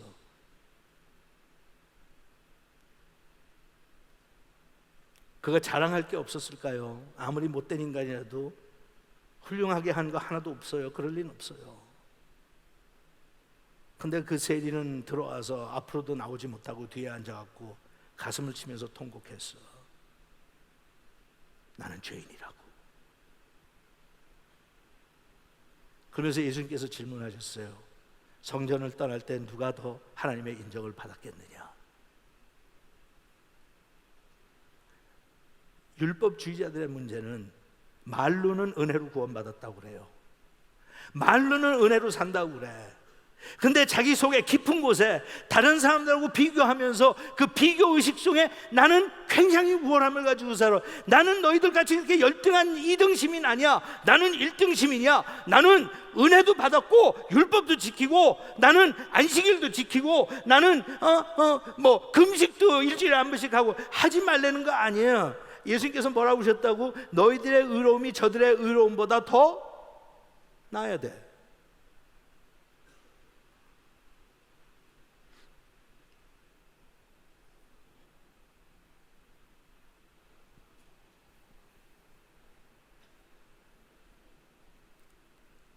근데 그렇게 살기 시작하면 종이 돼요. 이것도 이제 여러분들이 그대로 듣지 마. 그냥 저 사람은 좀 좋게 얘기하면 좀 독특한 사람이고, 아니면 조금 이상한 사람이고, 그렇게 들으면 돼. 나는 우리 교회에서 11조 하라는 소리 안 해. 상관없어. 응? 무슨 감사헌금 이런 것도 다 없앴어. 없어. 그냥 일반 헌금일 뿐이야. 내 마음속 중심에 있는 거는 하나님 앞에 감사한 마음이 있는 사람들은 11조도 내고 감사헌금도 내. 응? 그런데 그런 사람들의 위험이 뭔지 알아? 안 내는 사람을 무시하기 시작해. 그리고 자기는 굉장히 신실한 하나님의 사람이야. 왜? 나는 10의 1조뿐만 아니라 10의 3조까지 하니까, 10의 4조까지 하니까. 개인적으로 여러분들이 너무 오해할까 봐 내 개인적인 이야기 할 거예요. 난 우리 교인들한테는 그런 얘기 안 하지만 여러분들은 뭐 지나가면 모르니까, 나는 한 10의 3조부터 4조 해. 평생을 그러고 살았어.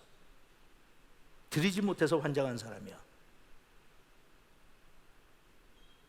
우리 아이들한테는 11조 가르쳤어. 왜냐하면 아빠로서 가르쳐야 되는 거니까.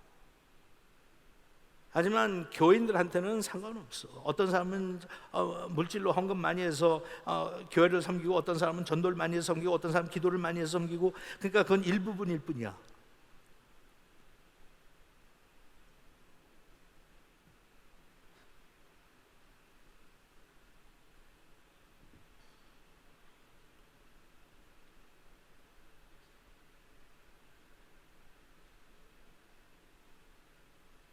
왜냐하면 35년 이상의 목회를 하면서 좋은 시작이었고 아름다운 한국교회가 가지고 있는 특별한 착한 마음 중에 하나가 하나님 앞에 헌금을 통해서 헌신한 거였어요. 근데 그게 교회를 망쳤어. 그게 교회를 망쳤어.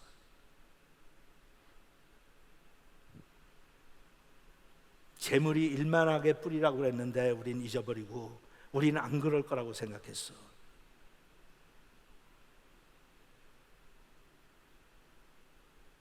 많은 분들은 하나님을 사랑하는 마음으로 헌금을 했는데, 교회에서는 그걸 자기들을 위해서 사용할 수 있는 거라고 생각하고,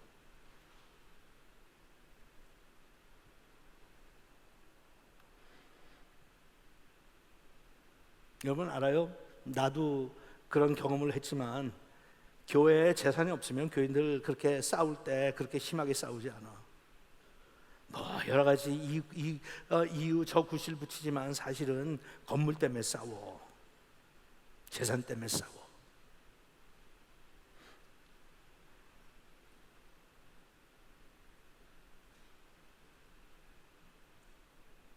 헌금 강조해서 우리한테 남은 거는 시리와 회의와 낭만과 아픔뿐이야. 그건 본질이 아니었는데, 너무 충성했는데 그 과잉 충성이 결국은 이런 결과를 낳았어. 의도했던 결과 전혀 아니에요. 그러려고 그런 거 아니야. 착하고 순전한 마음에서 한 거야. 목사님들 그렇게 될 거라고 생각하고 강조했겠어? 아니야. 그런데 그 선택이, 그렇게 시작한 가르침이 결국은 가정이 재물 때문에 서로 다투고, 여러분 알잖아. 그런 거 얼마나 주위에서 많이 봐. 부모가 돌아가신 다음에 형제들끼리 싸우고 법정으로 가고 난리를 치고. 부모가 그러라고 그랬겠어요? 아니지. 의도한 건 아니에요. 근데 결과는 여전히 같아. 우리가 본질적으로 살았으면 얼마나 더 행복했을까? 가진 것이 없었으면 얼마나 우리는 더 사랑하고 살 수 있을까?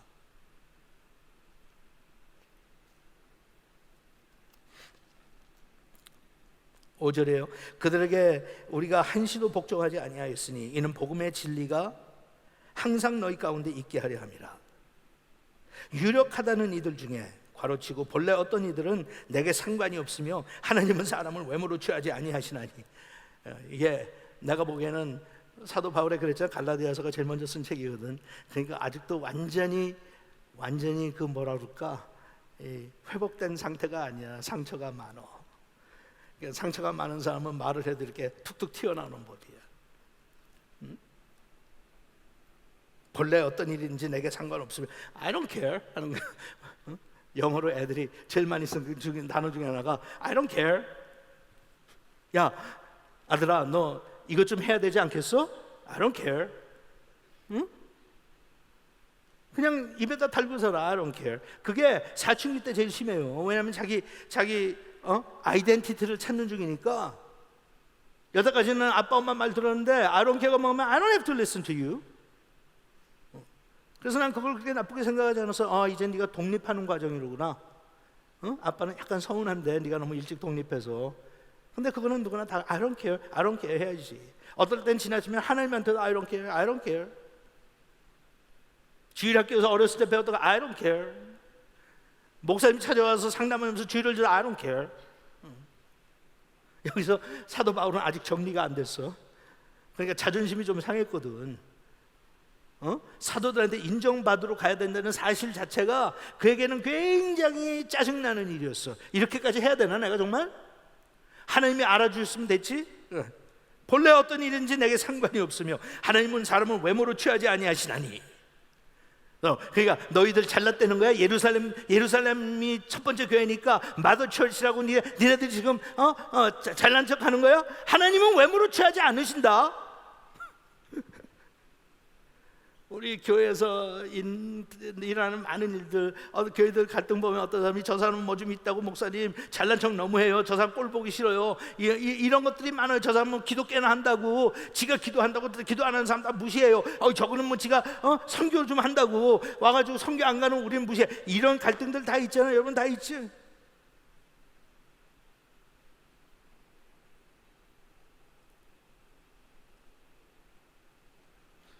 하나님은 외모로 취하지 아니하시나니. 알면서도 적용하기는 쉽지 않아. 목사들끼리 모이면 항상 키재기해요. 알아? 제일 먼저 물어보고 싶은데 그래도 양심은 있으니까 제일 먼저 물어보진 않아. 조금 몇 마디 하다가 그다음에 나와. 나온 게 교회 사이즈가 어떻게 되세요? 야, 작은 교회 하는 사람들은 그 순간 비참해져. 응? 근데 안 물어본 적이 내 경험에 거의 없어. 근데 또 이상한 거 알아요? 교인 사이즈가 되면 갑자기 또 잘해줘. 응? 외모로 취하면 안 된다고 그러면서 교회 가면 늘 하는 게 외모로 취해. 굉장히 역설적이지. 응? 목사님한테 인정받는 사람은 어쨌든 외모로 목사님한테 잘 보인 사람들이야. I don't know why. 어떨 때는 교회가 안 그런다 그러면서 제일 열등감을 키워주는 게 교회예요. 그러니까 교인들이 뭐라고 그러는지 알아? 나는 말할 자격 없어요. 무슨 의견 있냐고 물어요. 나는 말할 자격 없어요. 나는 성수주일도 잘 못하는데 난 말할 자격. 그리고 하나님께서 성수주일 안 하면 말할 자격 없다고 그랬어요.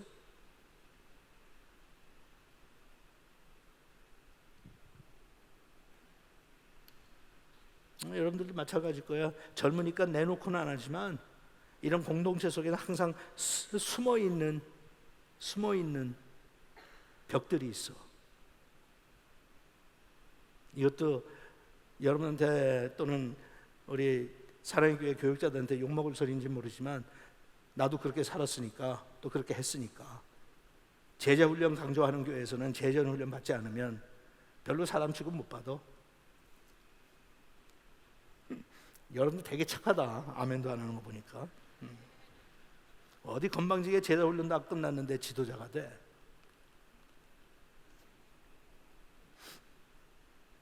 알아요. 교회 질서를 위해서 그런 다 있다는 거. 난 그거 반대하는 것도 아니고 나는 그거를 목회 초창기부터 나는 했던 사람이야. 제자 훈련 더 심하게 해요. 사랑의 교회보다. 얼마나 심하게 하냐면 초창기에 했고 그다음에 나도 나이 먹으면서 좀 약해지고 자신감이 줄어서 못하는데 나는 처음 할 때 제자훈련 받는 사람들이 한 달에 한 번씩 가계부 갖고 오게 돼 있어. 수입 지출. 내가 그때 가르치면서 했어요. 10마디 할 필요 없어. 돈 씀씀이 보면 네가 지금 어디 와 있는지 아니까 그거 가져와. 그거 못 가져와? 난 너 제자훈련 안 시켜. 응? 노출하고 투명하게 살 거야? 아니면 감추고 살 거야? 목사가 헌금 얼마 하는 것만 봐가지고 그걸로 결정해? 아니, 네가 벌어오는 게 많아서 헌금 많이 하는 거는 당연한 거지. 나는 네가 너를 위해서 얼마나 쓰느냐가 관심거리야. 그리고 어디다 쓰는 게 관심거리야. 그게 너야. 교회에 나와가지고 경건하게 뭐 폼 잡고 찬양 열심히 부르고 기도 그냥 열심히 하고, 그게 너가 아니라 일주일 동안, 한 달 동안 가계부 보면 너의 지금 마음이 어디가 있는지, 네가 your 꿈이 뭔지 다 기겁들을 했지. 여러분 그렇게 하면 여러분들 아마 다 도망갈걸? 응? 영수증 다 갖고 와. 일주일 동안 쓴 거, 한 달 동안 쓴 거 가져와. 말할 필요 없어. 너의 정신이 어디가 있고 네가 지금 무엇을 즐기는지는 사실 그렇지. 밖에 나가서 못된 짓을 할수록 교회는 열심히 나와. 왜냐하면 죄책감이 심하니까. 이것도 그냥 지나가자.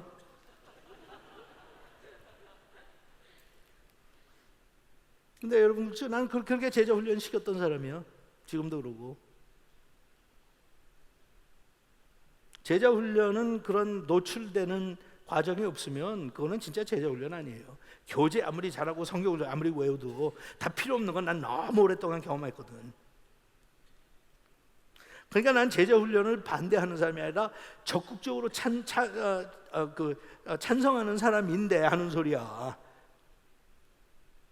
근데 그 좋은 시스템이 어느 날 갑자기 가장 중요한 시스템이 돼버려. 내가 보기에는 교회나 우리 목회자들이 영적으로 좀 볼 수 있으면 좋겠어. 쟤는 제자 훈련을 이렇게 안 했지만 가만 보니까 쟤는 근데 진짜 열심이다. 진짜 하나님 사랑한다. 교회 안에서는 그걸 잘 인정받지 못하지만 교회 밖에서는 쟤는 봉사도 많이 하고 구제도 많이 하고 어려운 일 많이 하고. 목사면 그거 볼 수 있어야 되지 않는 거야? 그렇게 살면 그 사람이 훌륭한 지도자감 아니야? 할례를 받아야만 지도자급돼? 율법을 철저하게 지켜야, 제사를 드리고 이 모든 걸 다 하면 그게 인정받는 거예요. 사도 바울이 이게 좀 속이 불편한 거예요. I don't care. I don't care.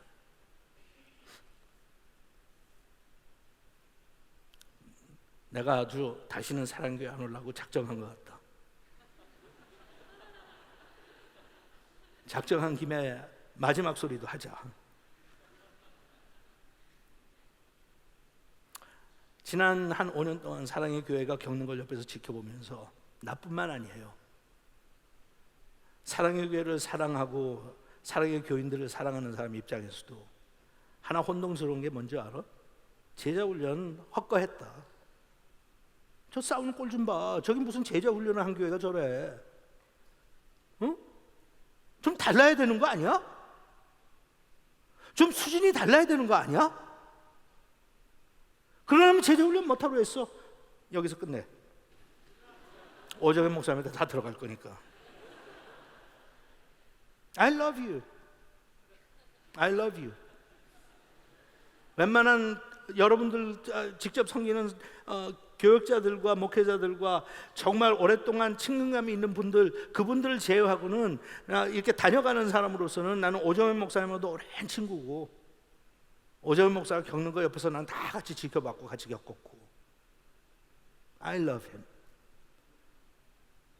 부족한 부분들을 못 봐서가 아니에요. 그럼에도 불구하고 난 정말 사랑해. 여러분들도 그렇기 때문에 오정현 목사, 나하고 친한 친구가 목회하는 교회이기 때문에 사랑의 교회는 난 사랑해.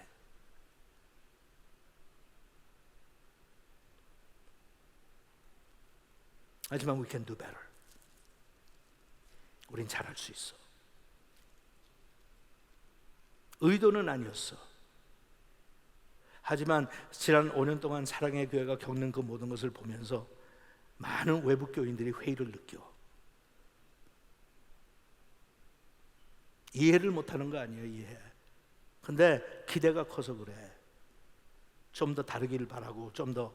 여러분들이야 뭐 사실 이렇게 내가 얘기해봤자 여러분들이 잘못한 거 하나도 없거든. 여러분 다 피해자지. 그러니까 내가 왜 피해자들 갖다 놓고 얘기하는지 모르지만 여러분들이 다음 세대를 이어가는 일꾼들이기 때문에 내가 얘기하는 거예요. You know, 전 세대들은 이렇게 살았지만 여러분들은 각오해야 돼. We're gonna be different. 우리는 다를 거야. 정말 다를 거야. 갈등이 와도 우리는 성경대로 해석하자. 성경대로 대응하자.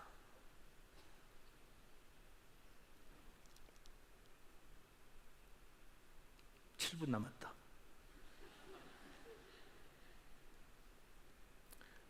칠절에 도리어 그들은 내가 무할례자에게 복음 전함을 맡은 것을 베드로가 할례자에게 맡음과 같은 것으로 보았고, 여러분 잘 알죠? 베드로는 유대인들을 위해서, 바울은 헬라인들을 위해서. 베드로에게 역사하사 그를 할례자의 사도로 삼으시니가 또한 내게 역사하여서 나를 이방인의 사도로 삼으셨느니라. 또 기둥같이 여기는 야고보와 게바와 요한도 내게 주신 은혜를 알므로 나와 바나바에게 친교의 악수를 하였으니 우리는 이방인에게로 그들은 할례자에게로 가게 하려 함이라. 다만 우리에게 가난한 자들을 기억하도록 부탁하였으니 이것은 나도 본래부터 힘써 행하였던 것이라. 그러니까 여기서 쫙 갈라주는 거예요. 본질 비본질. 사역의 본질이 뭐예요? 나온 것 중에 하나가 가난한 자들 도우라는 거예요. 가난한 자들 도와라. 눌린 사람들 해방시켜라. 그러면서 여기서 비본질적인 건 갈라요. 너는 이방인들에게 복음을 전하니까 그 컨텍스트에서 복음을 전해야 되고, 우리는 유대인들한테 복음을 전하니까 또 우리는 그 컨텍스트에서 복음을 전하지만, 복음을 전하는 것은 본질이지만 어떻게 전하는 것은 비본질이다. 다만 무엇을 하든지 우리는 사랑 안에서 하자. 친교에 악수하자. I love you.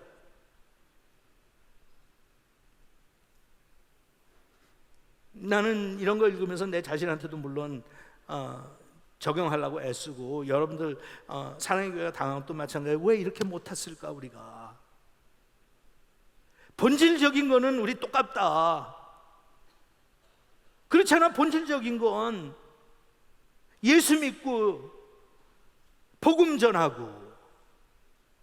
근데 어떻게 전하냐, 누구하고 같이 전하냐는 그거는 난 이센셜한 거거든.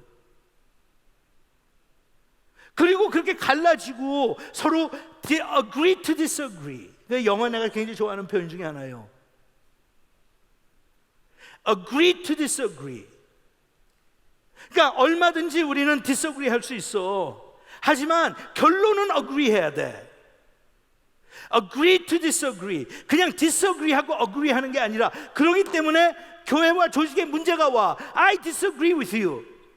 I agree with you. 난 너하고 동의하고, 너하고는 나는 반대하고. 그러니까 반대파와 동의파가 쫙쫙 갈라져서 너는 너, 나는 나. 그리고 상대편의 의견은 들을 생각 안 하고 자기 주장만 계속 하다 보니까 나중에 헤어질 때는 그냥 이를 악물고 헤어지는 거야.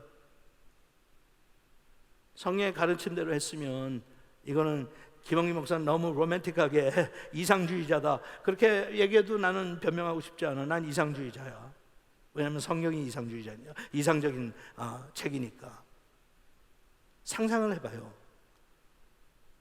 긴장감도 돌고, 어떻게 사건이 이게 해결이 될지 모든 사람들이 주목하고 관심을 하고 지금 지켜보고 있어. 그때 초대교회 생명이 지금 걸려 있어. 상상을 해봐요. 바울과 베드로가 갈라졌으면 기독교 역사가 어떻게 됐을까? 근데 성령 안에서 agree 했어요. 난 당신 간섭 안 하겠다. 나는 당신한테 부탁 안 하겠다. 우리가 공통적으로 agree 할 수 있는 게 뭐냐? 가난한 사람 돕자.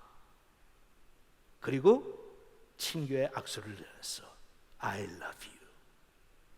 I love you. 그러면 그걸 지켜보는 사람들이 얼마나 감격하고 감동받았을까? 참 멋지다. 야, 바울 멋지지.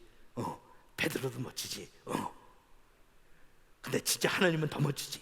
그래.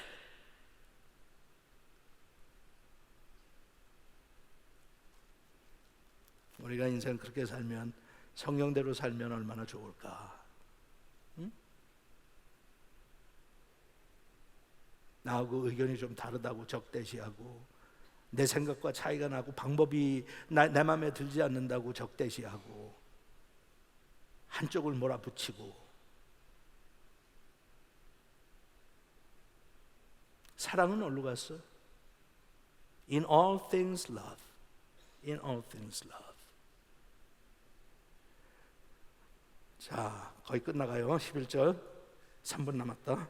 게바가 안디옥에 이르렀을 때 책망받을 일이 있기로 내가 그를 대면하여 책망하였노니. 이건 이제 오늘 저녁에 좀 같이 봐야 되겠는데, 이제는 판이 거꾸로 됐어. 어느 날 바울이 베드로, 기둥 같은 베드로를 여기 뭐 해서 책망했어요. You wrong. You wrong. 조금 성경을 읽고 내가 구체적으로 설명하겠지만 이런 거였어. 베드로가 이방 교회를 방문을 해요. 거기에서 정말 말도 안 되는 실수를 저질러.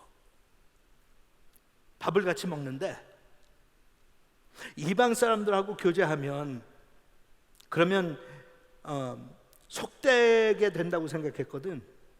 유대인들은. 응? 유대인들은 이방 사람들을 사람 취급을 안 했어요. 개 취급했지, 개.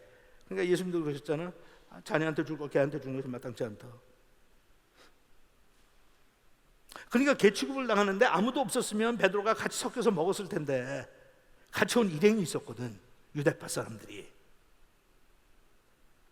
거기 앉아있으니까 베드로가 눈치를 보기 시작했어. 저게 아무래도 응? 그러니까 나는 여러분한테 가거나 포도주 한 잔 마시라고 권면하는 거 아니야. 다만 밖에서 마시면 앞에서도 마셔. 응? 이 자리 가고 다르고 저 자리 가서 다르지 말고. 바로 베드로가 그렇게 한 거야. 유대인들 눈치 보느라고 처음에는 이방 사람들 같이 먹다가 살짝 궁둥이를 쪽으로 걸렸죠. 살살. 그러니까 가다가 어느 날 보니까 유대인들하고 같이 먹는 거야. 그 사람들 비유 맞춰주느라고. 와우. 성경에 나오는 아주 작은 일 중에 하나지만 사도 바울이 핏대가 올라가지고 왜? 이거는 복음의 본질이기 때문에. 그러면 은연중에 그런 거 아니에요? 유대 사람들이 더 우월하다. 베드로도 그쪽 파네? 베드로도 할례 받은 사람 저기네? 아니 멀쩡하게 있다가 그 사람들이 오니까 갑자기 베드로도 마음 바꾸네? 그럼 다른 사람들 그러면 우리도 그렇게 행동하는 게 당연한 거 아니야? 그래야 소위 지금 얘기한 것처럼 그래야 인클루시브한 거 아니야? 다 들어와서? 와우. 사도 바울이 흥분하는데 베드로를 한번 들었다 놔요. 네가 사도냐? 네가 사람이냐? 넌 정말 이렇게 배신할 거냐? 너는 기둥 아니야. 기둥이 이러면 어떡해? 너 나한테 얘기했을 땐 그렇게 얘기 안 했잖아. 이건 상당히 위험하고 힘든 거예요. 상대편을 지적하고 대면해서 책망한다는 것은. 근데 우리 여러분들이 잘 알죠? 우리 일반 사람들은 물론이고 교회 다니는 사람도 마찬가지로 우리는 강자한테는 약해요. 약자한테는 강하고. 강자가 잘못할 때는 뻔히 알면서 우린 꼬리를 싹 내려. 좋은 게 좋으니까 내가 뭐라고. 우리 현대 기독교인들과 현대 교회가 부족한 것 중에 하나가 의로움이에요. righteousness. 우리는 불의를 보면서도 말을 안 해. 그러니까 교회는 생명이 없어. 그 다음에 부족한 것 중에 하나가 정직하게 사는 거예요. 우린 너무 많은 타협하는 걸 허용해. 그러니까 책망이 없고 대면이 없어. 우선 책망하고 싶어도 듣지도 않고, 응? 왜 야단치느냐고 그래. 왜 야단치느냐고. 여러분 모르겠는데 나는 매일 하나님한테 야단 맞고 사는데, 하나님한테 그래 볼까? 야단 좀 그만 쳐요. 하나님, 나도 야단 맞을 만큼 맞았고 이제 신앙생활도 40년 이상 했고, I mean, what do you want? 그래도 난 다른 사람들보다 낫잖아요. 그래도 비교하면 나도 탑 10%는 들어갈 것 같은데, 하나님께서 영적으로 깨어 있는 사람한테는 아무것도 아닌 것 같은 일도 지적하시지, 책망하시고. 근데 여러분과 나는 알잖아요. 하나님이 책망할 때는 나를 사랑해서 그런다는 걸. 내가 미워서 그런 게 아니라 나를 사랑하기 때문에 복 받으라고. 근데 현대 크리스찬들은 그런 준비가 전혀 안 돼 있어. 가끔 하다가 지적하고 책망할 일이 있어서 만나면 내 한마디에 10마디 대답해요. 왜 그럴 수밖에 없었는지. 왜 그래야만 했는지, 왜 그게 괜찮은 건지 없어. 그래서 나는 여러분들을 걱정을 많이 해요. 왜냐하면 책망받지 않는 사람은 거룩해질 수가 없어. 책망받지 않는 사람은 정의로운 사람이 될 수 없어요. 그거는 과정인데 꼭 겪어야만 되는 필수적인 과정이에요. 나도 어제 저녁에 여러분한테 설교하면서 많이 울었지. 호텔 방으로 돌아가서도 마음이 그렇게 석연하지 않았고,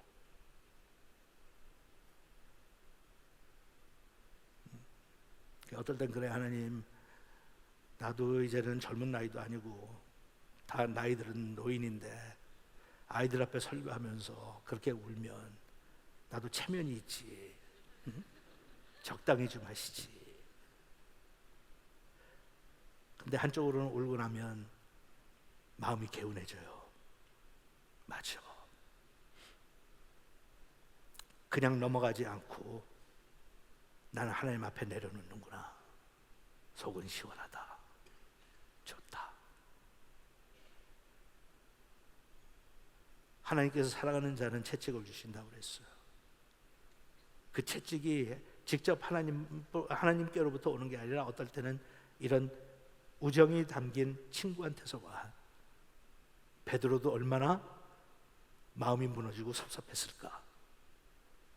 왜냐하면 그것도 따로 불러가지고 얘기한 게 아니라 모든 사람들이 있는 데서 지적해서 보면 대면했다고 그랬어요. confront 했다는 거야. How dare you. 어쩌면 그럴 수가 있어. 하지만 그들이 이 해결하는 모습을 보면 또 우리한테 희망이 있어. 난 저렇게 살고 싶다. 지적을 해줘도 저런 사랑 담긴 지적을 해주는 사람이 내 주위에 있다면 나는 정말 행복하다. 이것도 개인적인 거지만 여러분들이 현장에 있으니까, 내가 오정현 목사님이 당하는 걸 이렇게 옆에서 보면서 모든 게 나는 다 동의하는 사람은 아니에요. 하지만 내가 옆에서 지켜보면서 제일 답답하고 내가 가슴 아팠던 게 뭔지 알아? 사랑의 채찍을 들은 사람들이 없어. 그냥 비난만 하지. 직접 와서 사실을 확인도 안 해. 그냥 어디에서 읽은 거, 들은 거 이거 가지고 와서 사랑했던 사람과 가까웠던 사람들인데 난 너무 실망했어. 정말 오정현을 사랑하면 같이 와서 밤을 새워가면서 얘기해라. 잘못한 게 있으면 지적하고, 그런데도 불구하고 동의하지 않는다 그러면 그거 인정해주고, 그리고 친교에 악수하고 따독여주고 사랑한다. 괜찮아. 잘 견뎌봐. 좋은 날이 올 거야. 안 해줘. 오히려 측근들, 가까웠던 분들, 선배들 같이 합류해서 제일 먼저 공격하고. 그래서 내가 물어봤어. 오정현한테 와서 사실 확인했어? 아니, 본 지 1년, 2년 되는데.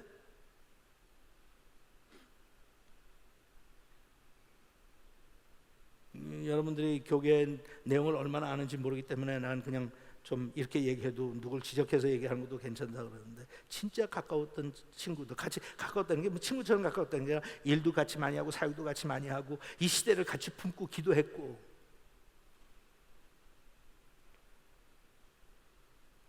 어떻게 저렇게 심한 말을 할까? 아무리 못돼도 저렇게는 안 할 텐데. 참 우리 사람들은 제대로 컨프런트 하는 걸 모르는구나. 성경에서 그랬잖아요. 마태복음 18장에 나오는 거 그렇고, 내가 어쩐지 저 사람이 하는 게 행동이 마음에 안 들면 뭐라고 그랬어? 신문 읽고 까라고 그랬어. 교인들 소문 듣고 지적하고 책망하라고 그랬어? 아니에요. 찾아가서 1대1로 만나서 저녁도 좀 사주면서 어떻게 된 거야? 왜 이런 얘기들이 나와? 그래도 한국의 기독교의 대표적인 인사들이라고 하는 분들이 하는 걸 보고 난 너무 실망했어. 오정현 목사님이 비난받는 그게 다 사실일지라도 그거는 내가 받아들이기가 쉬워. 하지만 그 주변에 있는 친구들이 하는 걸 볼 때는 그거는 받아들이기가 힘들어. 무서워 사는 게. 나도 실수하지 말아야지. 한번 실수했다가는 저렇게들 굴겠구나. 나는 저 사람들이 내 친구라고 생각하고 선배라고 생각했는데 저 사람들은 저렇게 공격하는구나. 무섭다. 같이 교제하고 싶지 않다. 차라리 나의 원수들한테 공격받고 오해를 받는 것은 감당할 수 있어. 근데 옛날 성경이 얘기한 대로 나의 부모들이 나하고 같이 예루살렘 성전을 향해서 나그네 길을 걸어 올라갔던 그 친구들이, 나랑 같이 찬양하고 말씀을 같이 쉐어했던 그 사람들이,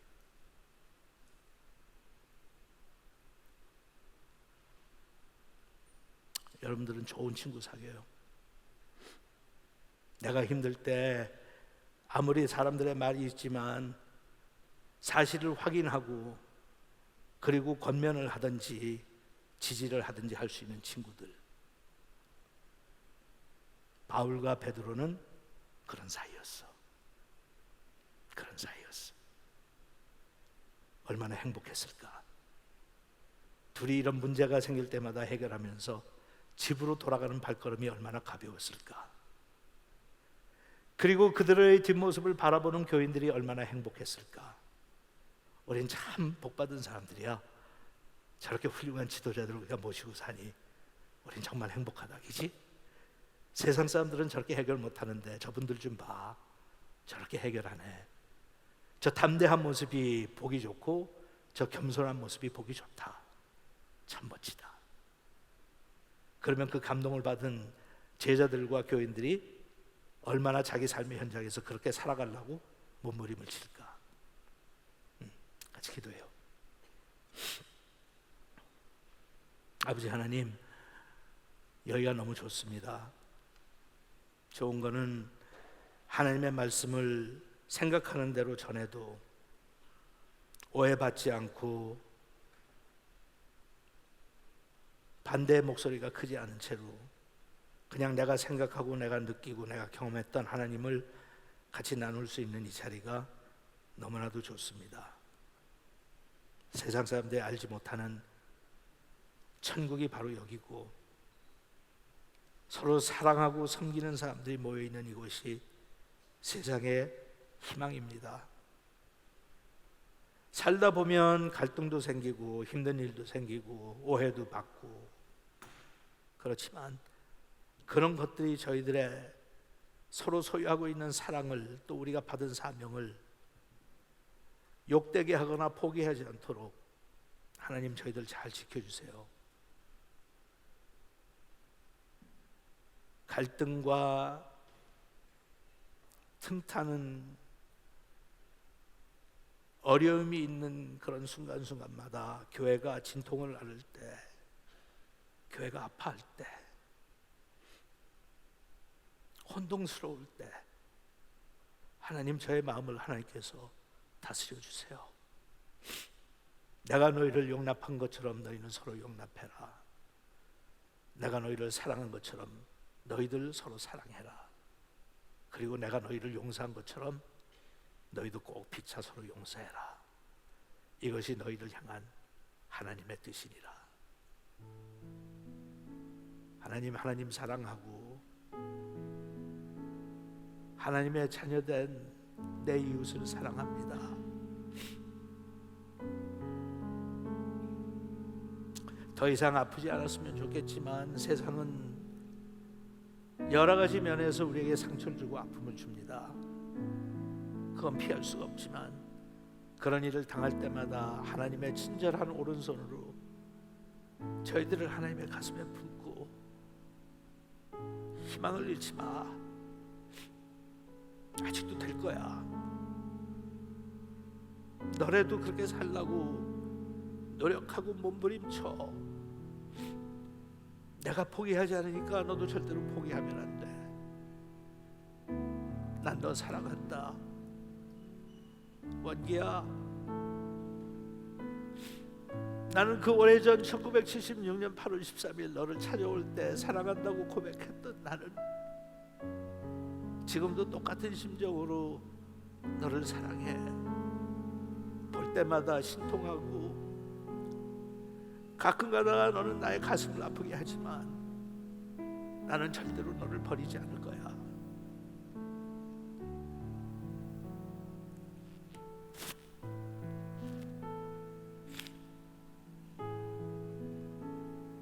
하나님, 공동체라는 것이 얼마나 힘든 것인지, 교회 생활이라고 하는 것이 얼마나 힘든 일인지 예전에 미처 몰랐습니다. 하지만 절대적 포기할 수 없는 하나님의 의지 때문에 2000년이 흐른 지금까지도 하나님의 교회는 왕성하게 남아 있습니다. 그래서 저희들은 행복합니다. 아버지 하나님, 우리 젊은이들에게 꿈을 주시되 하나님의 꿈을 주십시오. 이것을 위해서라면 난 생명까지 아깝지 않다고 생각할 만큼 그렇게 위대한 꿈을 우리 젊은이들에게 주십시오. 절대로 나이 든 다음에 돌아보거나 후회하지 않도록 꿈을 주십시오.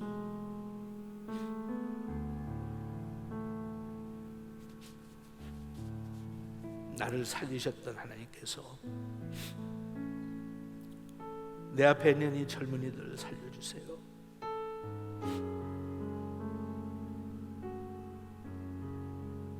예수 믿는 게 정말 행복한 일입니다. 예수를 따라가는 것이 인생의 가장 탁월한 선택처럼 멋지게